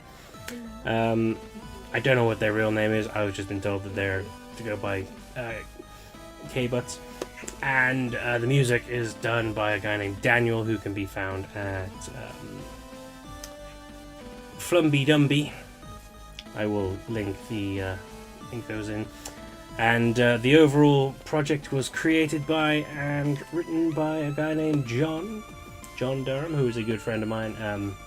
Excellent creative, and as you can see, a huge fan of 80s anime and mecha shit. I'd say mecha shit. He loves mecha stuff. He's been constantly trying to show me new mecha shows or stuff that I haven't enjoyed and that I have. What am I even going on about here? But yeah, it's definitely a project that's been worth following, and I'm hyped that it's finally here. So yes, I can so far 100% recommend it. Jump in on that. Whichever platform. I'm assuming that you've seen it on Switch. Is it? I'm actually quite tempted to buy myself a second copy on the Switch so I can just take it around and provide that little bit of extra support, because you know I like to be able to take shit on the move and like my Switch. Moving beyond the mess hall and the hangar access, the 2 of you continue to the furthest end of the Foresight thoroughfare. The door at the very end of the corridor is shut, and the words "Fire Control" painted on it in large stenciled letters. Cassandra swipes her keycard through the reader by the door before turning to you. So this is the fire control. The gunner's probably here, but, well, you'll see. That's pretty cryptic. Whoa, okay, that's a screen. As you follow Cassandra through the doorway, your eyes take a moment to adjust as the strip lighting that illuminates the rest of the ship is now conspicuously absent. Instead, the entire room is lit by the phosphorescent glow from an alcove full of screens and readouts. Looking at the screens, each one seems to not be showing much more than a few specks on a black background. From experience, though, you know that what you're looking at is a live feed from cameras all over the ship's exterior. In the center of this alcove, facing away from you, is a seat like the ones on the bridge. From this angle, it's impossible to tell if there's anyone in it, but you notice a tinny, rhythmic hiss coming from it. So anyway, all of the ship's weapon systems are controlled from here. These screens give the gunner a panoramic view of... Is the gunner here right now? You look over Cassandra's shoulder at the back of the seat. You swear you see a quick flicker of movement, but you can't be sure it's not just the flash of a readout reflecting off of a surface. Oh, Dylan? Yeah, he's here. Should we say hello? Well, normally I would, but... Cassandra leans back slowly as if trying to surreptitiously sneak a peek of what's on the other side of the chair without it noticing her. She quickly turns back to you after a moment's pause. He just looks so in the zone, you know? It seems a shame to interrupt him. Interrupt what? Cassandra leans back again, and after a moment quietly gestures for you to come look. Oh, my mistake. This one's John. Sat in the chair is a man who looks a little bit older than you. His eyes are closed and his face a picture of absolute serenity. Yeah, that is John. Again, Still though, ginger, though. still ginger, yes. John. Over his ears are possibly the single largest pair of headphones you've seen in your entire life. As he sits there, oblivious to your presence, his right leg bounces up and down and his wrists flick constantly. This is basically John as he was writing the game. You wonder for a moment if he's okay before spying a cassette player poking out of his jacket pocket. You realize that the hiss you hear is the slightest whisper of the music that he's listening to, escaping from those substantial headphones. Is this okay? Shouldn't he be a bit more attentive? Don't worry, it's fine. He's not even on duty. Yeah, but what if there's an alert? Let's find out. Cassandra moves over to a panel just before the monitor-laden alcove, takes a receiver off the wall, and enters a few numbers into the keypad. Hi, Vanessa. Yes, it's Cassie. Can we test the alert system and fire control? No, it's not scheduled. It's a spot check. Yeah, random testing, you know. Chief's orders. Of course, she asked. Why would I be asking for a spot test of the alert and fire control if Chief didn't ask? You're a darling. Thanks. Okay, 3, 2, 1. Loud! In an instant, you see the figure in the chair bolt upright, yank their headphones off, and lay their hands on the fire control systems. Their heads snapping back and forth as they rapidly survey the wall of monitors. One of the kids has just done something. Yeah, that's John. False alarm. Dylan, don't mind us. Just had us to do a spot check. Oh, hello again. Spot check on the alarm system. Ugh, Chief's orders. You ever play Nausea? It's another visual novel that takes place on a spaceship. Has really good music and art. I have not. What's that available on? I'm assuming Steam and such, because I will absolutely check that out. I'm always on the lookout for new stuff to see. Hey Dylan, don't mind us. Just had the spot check on the alarm system. Chief's orders. Nausea. Gnosia. Let's have a quick look. Oh hey Quinn, no problem. Sorry, let's try and do my best John impression. Oh hey Quinn. No, that's not even close. I'm not even gonna bother. I can't. I think you can't do that when you're in He's got a strange voice. Not really. Okay, I've got a strange voice and it's hard to manipulate it to something like that. I think your voice is strange. I know you don't. You hear it every day. Aha. Hey. No. Hey. Hey. Hey. I'm just trying to get to like Hey Chief, which I know is something that he says often. Is it? I think I know it is. Yeah. Hey Chief. Do you, yeah. Do you, like Peck? I'm a big fan of Peck. I like Peck when I'm on my own. No, not even close. But he does like Peck. Peck is off-brand spam. Did I never show you that? Best way to describe it is Anime Among Us single player. Okay, weirdly that actually kind of makes me want to play it, even though like Among Us isn't like a huge thing for me. It's fun to play with some friends, but I haven't played it in several years. But like Anime Among Us single player kind of sounds like an intriguing concept. So look, Nozia.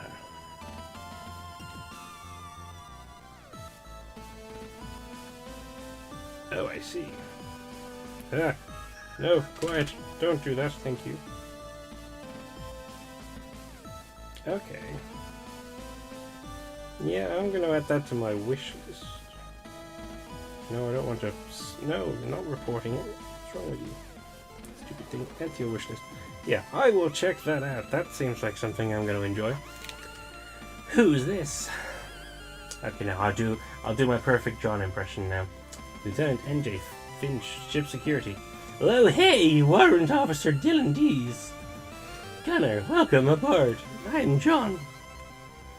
Thanks. Well, he's gonna have to check it out first. Well, let me know if you guys need anything.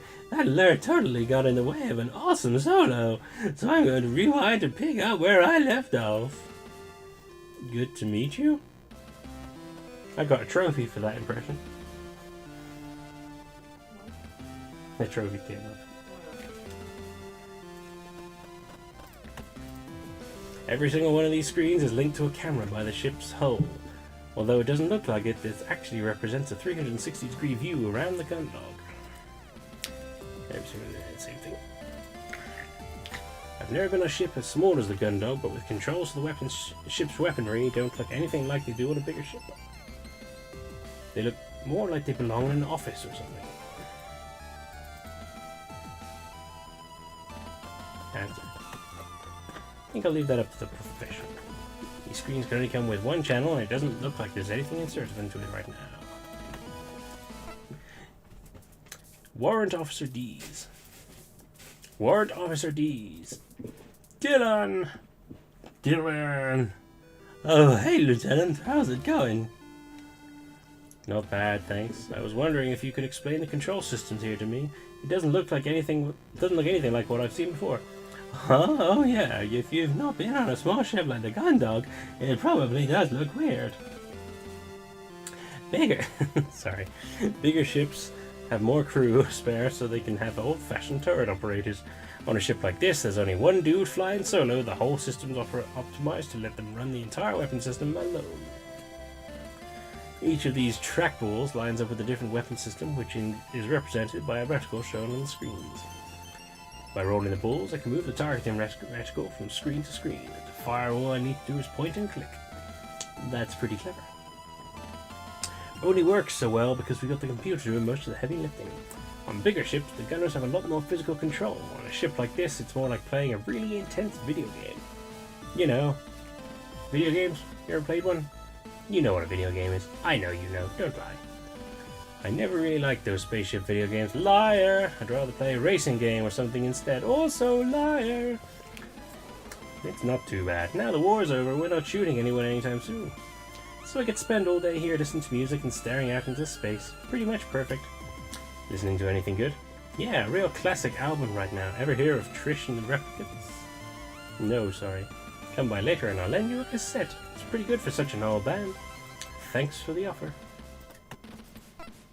Just once, I was hoping he wouldn't be here. Oh? Yeah, this place will be such a good room to relax and take in the view of the stars. But day or night, he's always in here, either spacing out himself or drumming away. I'm so jealous. Most heads of operations would kill for a crew member who was at their station day and night, you know. But this is weird. The only time I've seen him leave is when the ship's docked. I've come by at all sorts of random times and he's always here. I don't like it. How much of that is jealousy? Back to the thoroughfare. Hangar, mess hall, then central hall, crew quarters 1. So, your quarters are down this way, huh?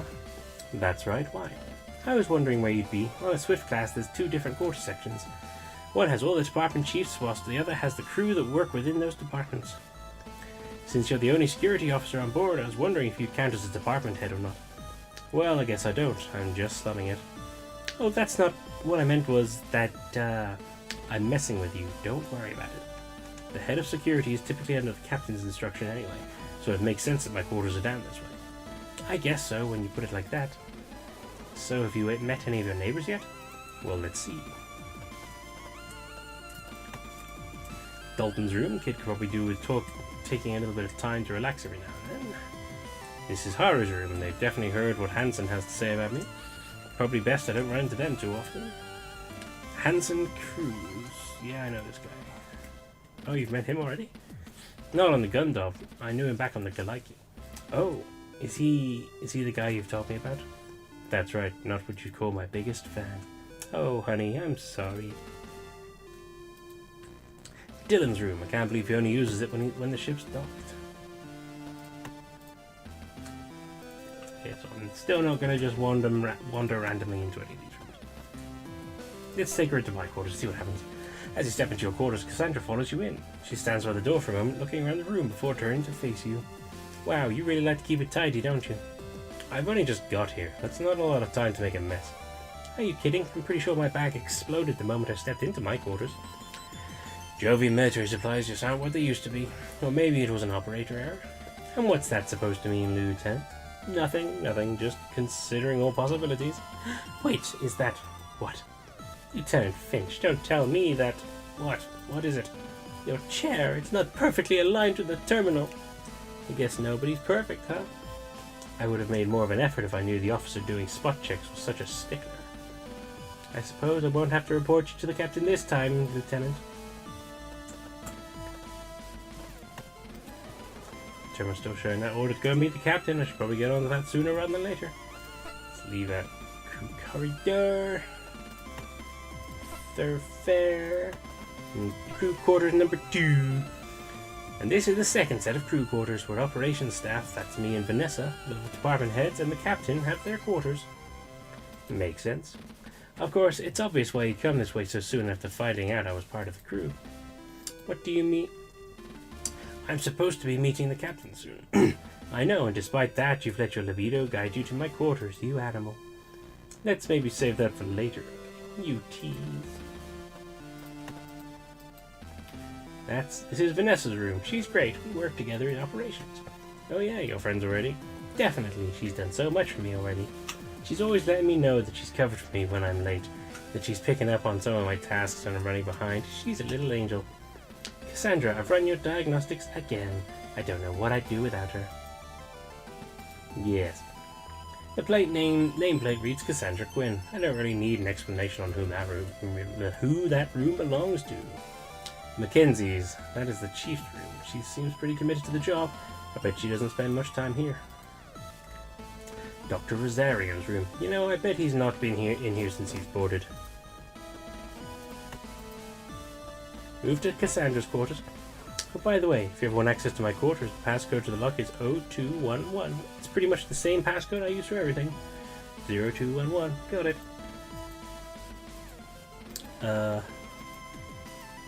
Oh, that's right. It's our anniversary. Come on, you didn't think I'd forget, did you? Hey, good job. Oh, wait. Before you go in, can you give me a few minutes just to tidy the place up? I was almost late for my duty shift this morning, so it's kind of a mess. Let me put my stuff away, okay? Yeah, sure.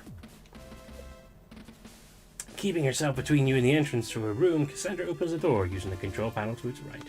As it opens, she swiftly steps through and, before it's even all the way open, closes it again using the panel on the other side. The entire time, she obstructs your view of the quarters. Thanks, I won't be long, promise. A few minutes pass and you continue to stand gingerly, outside of Cassie's quarters. You hear the occasional footsteps coming from the foreside thoroughfare, but they all move to other parts of the ship. Thankfully, no one stops by to ask why security is looking outside one of the operations officer's quarters. Hey Cassie, You give the door a gentle knock and lean against the wall, continuing to remain on the lookout for anyone who may have some questions about what you're doing out there. How's it going in there? Oh yeah, almost done. Just give me a minute to get this sorted out and... The last pause is followed by a loud bang and the sound of a small cascade of various objects onto the floor. Okay, maybe a few more minutes. You sigh and take a step back. If anyone asks, you can always tell them you're doing spot checks for contraband or something similar. Done. Come in. Jesus Christ. Welcome, make yourself at. As you step through the door frame, the toe of your boot catches on a discarded pair of leggings, which are held in place by your other foot. As you begin to fall over, you reach out to grab onto something to stop yourself. Unfortunately, the chair you reached for has a uniform thrown over the backrest, which slips as you grab it, bringing both the chair and the assortment of cosmetics on the seat clattering down to the floor with you. Oh no, NJ, are you okay? I'm sorry, I thought... Cassie, yes? I thought you said you were tidying this place up. I was? Then why did I just get brained by a falling hairdryer? There was a system. You get back to your feet and right the chair as Cassie quickly grabs the assorted bottles and tubes that fell down with you, placing them randomly back on any nearby surface. You almost launch into a speech about security stowing processions in case of high-speed maneuvers, but you stop yourself. Doesn't the captain ever carry out spot checks or surprise inspections? No, it's great. From what I've heard, her quarters are in a worse state than mine. Is that right? Cassie's bed and currently appears to be acting as a makeshift wardrobe. Does she move all these clothes before she goes to sleep, or do they act like an extra sheet? How does she even have this much clothing on board anyway? Are those printed photographs? Aren't those cool? They're from our first date at the Europa Amusement Park. I took my Pixie-Cam straight to our specialist printers the next day and got copies made. I even wrote the date on the back so I'd never forget our anniversary. Oh, very cute. Wow, I never knew you were that sentimental. I knew I was on a good thing when you held my back.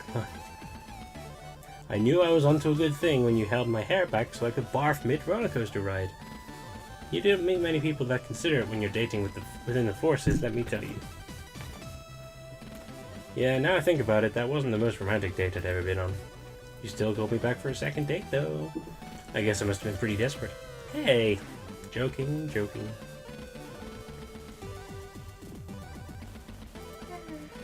Like everything else in this room, this terminal appears to be in use as extra storage space. Even the chair is covered in stuff. Since Cassie's in operations, you'd think that she'd make more use out of her terminal than anyone else on board, but I can't see how she uses it like this. Ooh.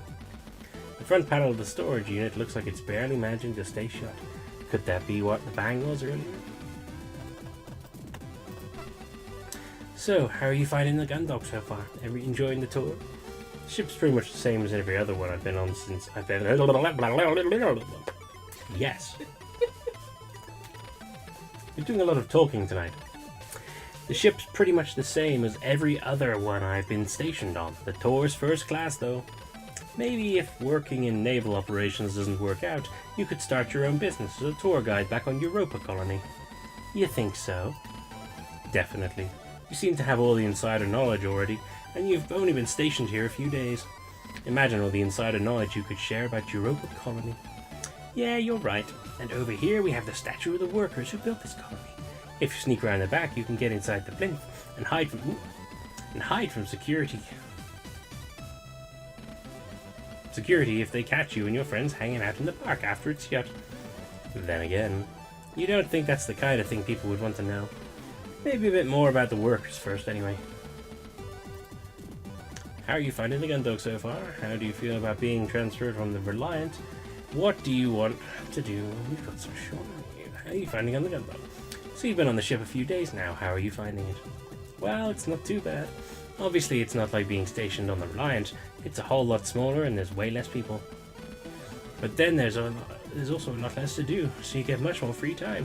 Captain Bartholomew is pretty lax compared to Captain Singh. But then I get the impression that this whole crew is a bunch of burnouts.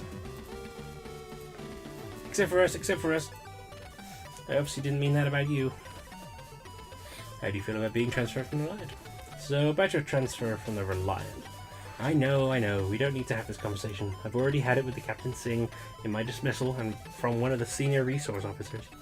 You're wasting your potential. You'd make an excellent captain if you took your duties seriously. Your academy scores were excellent. I wasn't going to give you the speech, one of the only good things about not having parents is that I don't have to hear about it from them, too. Hey, Cassie. And it's absolutely worse hearing it from you, because I know that out of everyone, you're probably the only person that really cares. I wasn't going to give you the big speech about it. I figured you'd already had it from someone else. I just wanted to make sure you were okay. I figured you were feeling worse than you let on. It's going to be okay, A ship like this isn't the worst place to be for a while. And if things work out okay, you can always put in for a transfer back to a bigger ship. The JCF is still building up its navy, so there'll be loads of opportunities. And if that doesn't work out, there's still your career as a tour guide back on Europa. Yeah, you know it. I'd probably make a better tour guide than a ship operator anyway. I think you'd be great at whatever you decide to do, and whatever it is, I'll be here to support you through it. No, that's sweet. Cassie? You're so cheesy sometimes. Hey. Come here. What do you want to do when we got some shore leave? So now that we're on the same ship, our shore leave will line up. Do you have anywhere you want to go? Anything you want to do? I hadn't thought about it. I guess this means that we'll be able to go on a lot more dates now. Oh, I know. Did you hear about that new colony they've added to the Europa cluster? It's got an ultra-efficient water handling plant, and the planners have included a water park. We should go as soon as it opens. Water park? What's that? You've never heard of a water park? Never. They're one of the coolest new features on the new colonies they're building. They're like lots of big swimming pools with slides and rivers and all sorts. All the e-magazines are saying that they're going to be the coolest things to do on the colonies once they're open. Pools and slides into pools? But like, really exciting. Huh, okay. I guess when we're next docked, I'll see if I can book us some tickets.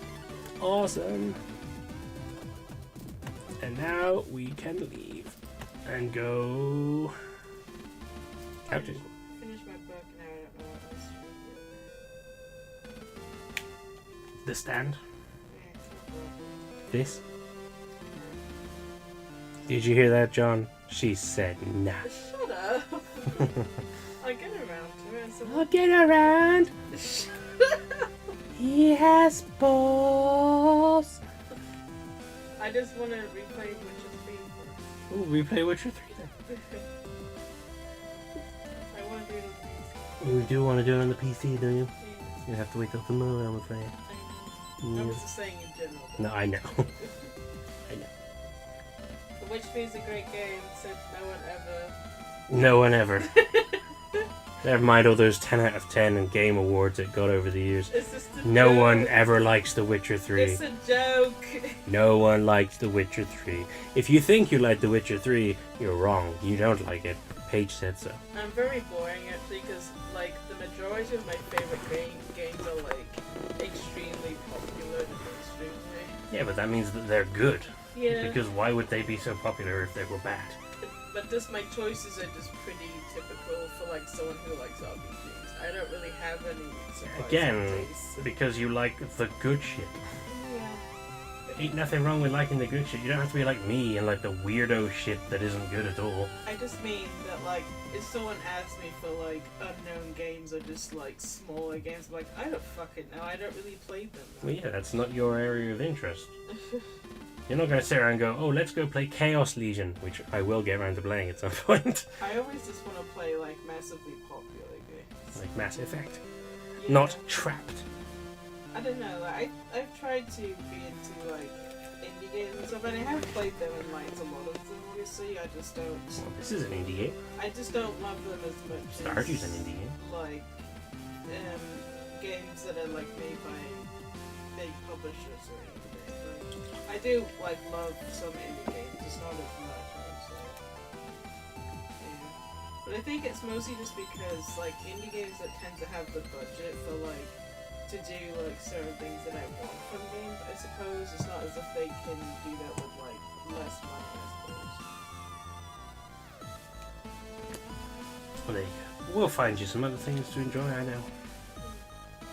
Like a Witcher 3 replay. I will get around to the Witcher games probably as well. I mean, I need to finish the first one. It's so good. It became my favorite game.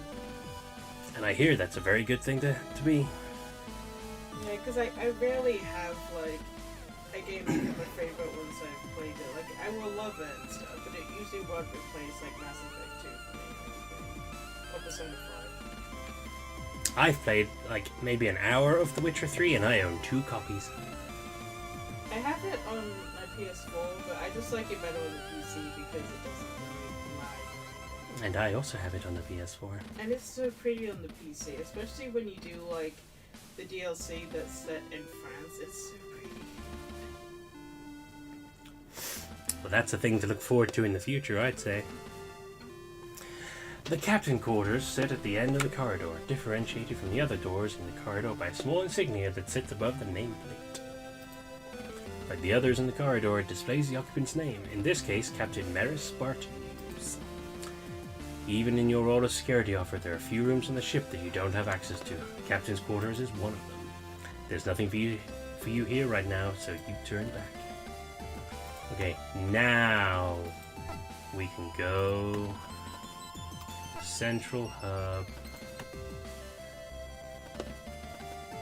and to the bridge. Cheap viewers on stream, boo. Oh shit! Tight-lipped chimpanzee with all the amazing offers that I'm totally going to take. I'm not going to take. Thank you, but no thank you. You step from the elevator onto the bridge, and what seems to have been a pretty quiet atmosphere turns totally silent as the 2 women present, who had previously been observing a screen, turn to face you. You identify the captain almost immediately by her uniform, although you're given pause to wonder if you've misjudged as she listlessly straightens up and heads over to you with an air of disinterest. The other woman shoots you a look but remains seated at her station, quickly turning away when she realizes you've caught her looking your way. You presume from her position on the bridge she must be a member of operations like Cassandra. This must be the Vanessa she mentioned. Lieutenant NJ entering the bridge and reporting for formal assignment. You declare, throwing a sharp salute with Cassandra quickly following suit. Lieutenant Commander Cassandra Quinn entering the bridge in accompaniment of Lieutenant Finch. You're taken aback slightly as you realize that you've hardly ever seen Cassie be serious about anything, even her position. Whenever she's had to talk about her assignments, it's always been dismissive or in a joking way. You're caught so off guard that you almost miss the captain addressing you. At ease, Lieutenant Commander. You and Cassie both lower your salutes and loosen your posture slightly. There's a slight pause, which you can tell is the captain sizing you up. The informal assessment lasts a little bit longer, than you're comfortable with, until the captain releases a heavy sigh. Welcome aboard, Lieutenant. I was beginning to get worried that the notification we'd had that you'd come aboard had been a system issue. I trust that you haven't had too hard a time finding your way to the bridge to introduce yourself. No, ma'am, I was just... Glance over to Cassie, who is maintaining a completely straight face. We can check out anywhere you want to before we head up there. Yeah, right. You fix your gaze straight ahead. This wouldn't be the first time that Cassandra's lackadaisical attitude had got you in trouble with higher-ups. I was just familiarizing myself with the ship in case I came up with any queries that I could field to you.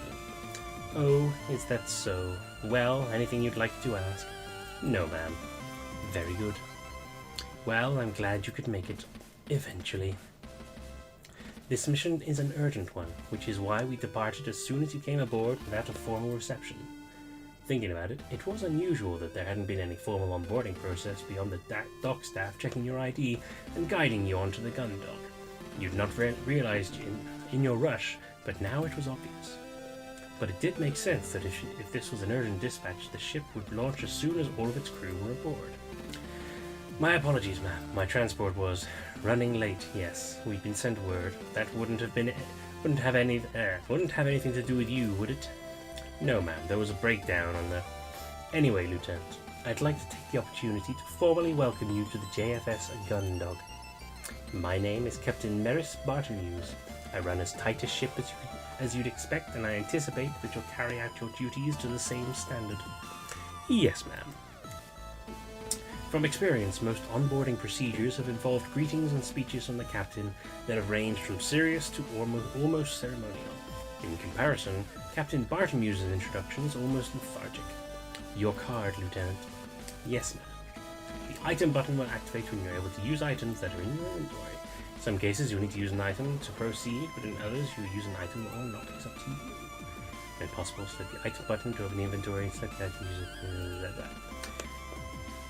Item. Access. She inspects it for a moment before taking it to a control panel. Oh, what?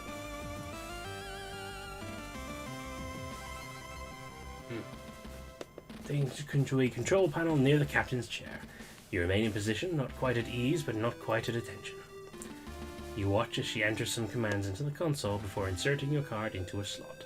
There's the sound of whirring, followed by a series of beeps before your card is ejected and the captain takes it back.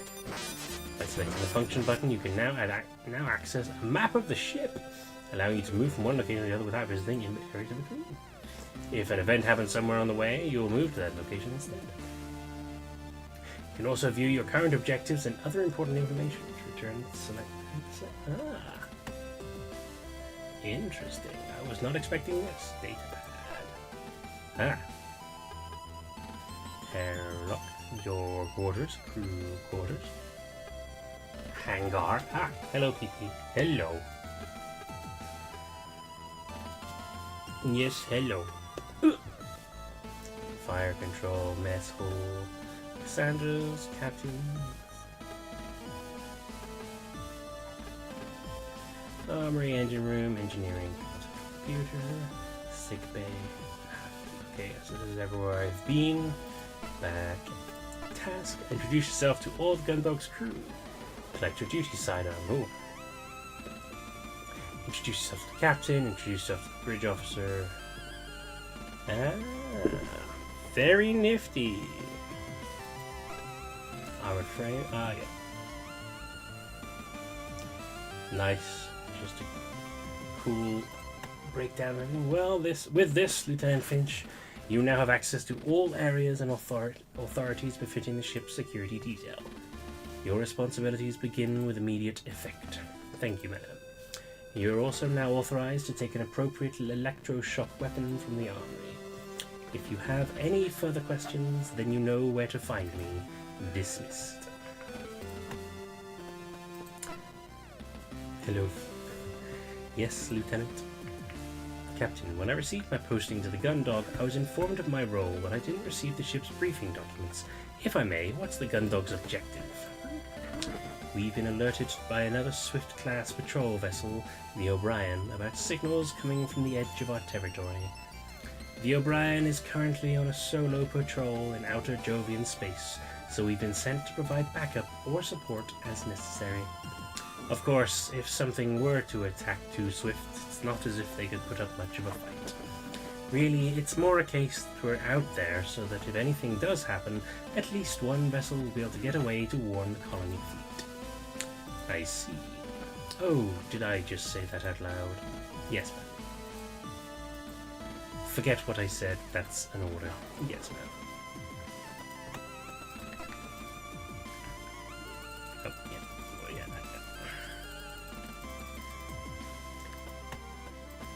Hello, Booby. Excuse me, Lieutenant. I'm currently on duty, so I'd appreciate it if you did not disturb me. Lieutenant Lord, Lieutenant Finch is the ship's head of security. Since I'm here, you can take the time to introduce yourself formally. Great. I've got this. See you in 5. So you're the security officer that Cassandra's been going on about? That's right, Lieutenant N.J. Finch. Pleased to meet you. Well, I'm Vanessa Lord. I serve on the bridge as part of operations. Cassandra's told me a lot about you. Is that right? What kind of... I'm disappointed that you're nowhere near as attractive as she made you out to be. Rude! Jesus. Oh, is that right? I thought it was too good to be true, that some dashing officer would be transferred here at the last moment. Instead, we've got just another monk.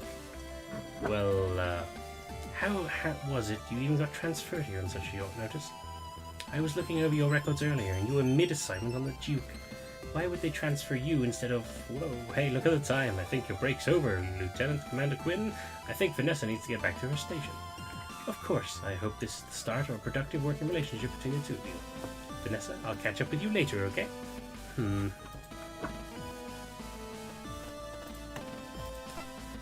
Yes, Lieutenant, how can I be of assistance?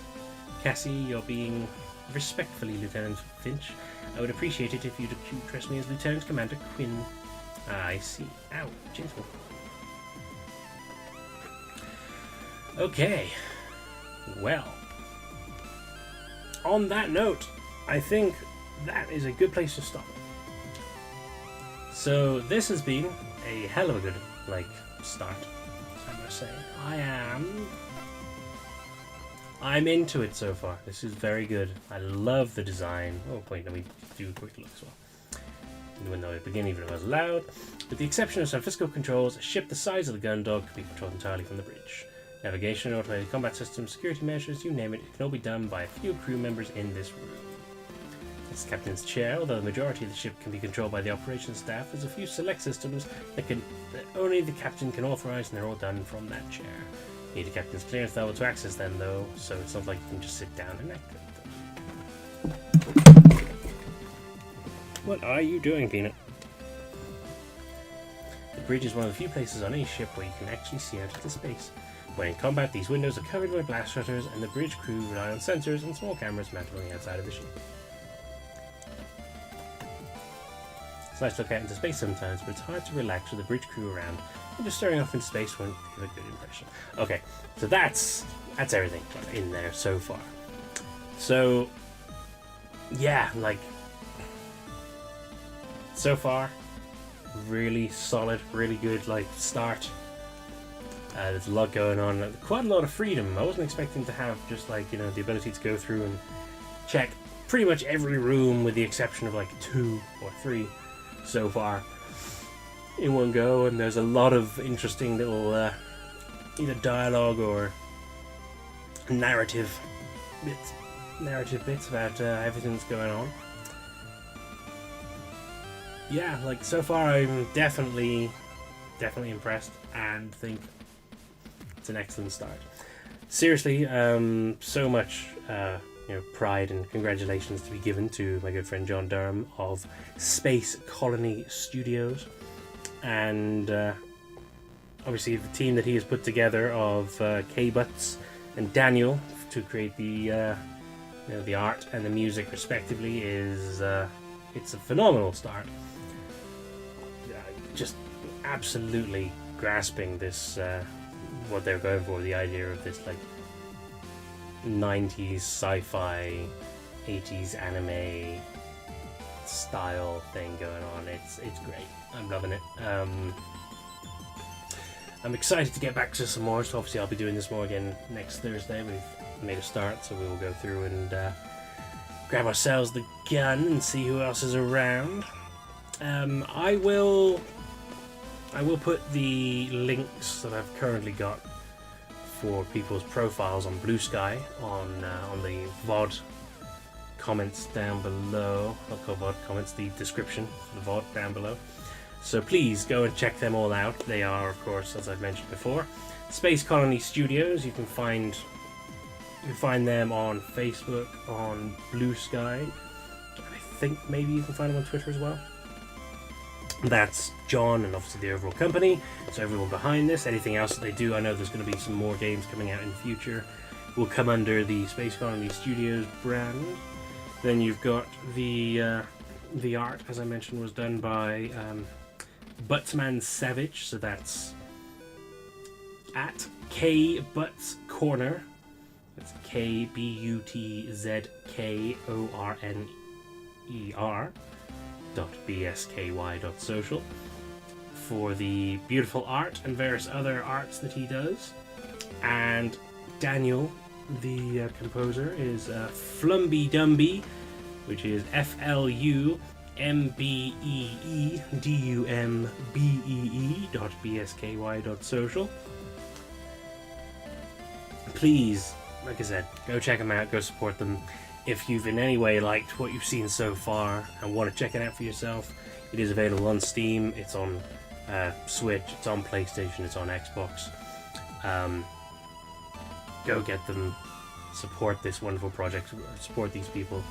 Like I said, I've known John since we were 4, and I've seen him as he's been working on this project, and let me tell you, it has been the second biggest thing in his life behind his kids. But he's been juggling both for the past 4 years, and it is amazing to have seen that, to have been there while he's built this project. You know, the concepts and the overall story. Like, I know that there's more beyond even just this game that he's got planned. Like I said, he's built a whole world around this, and lots more is to come. So I'm very excited for it. But yeah, just please do just check them all out and jump in on some Gundog, some stories from Soul. It's some good shit, I can tell you. Aside from that, do you have anything you would like to add there? No? Okay then. In that case, I hope that you all have yourselves a wonderful week. I hope you find yourself in a new situation where you can meet up with either old friends or make new ones who will welcome you with open arms into their strange little interstellar community, perhaps, or their earthly community. Who knows? But until next time, bye-bye.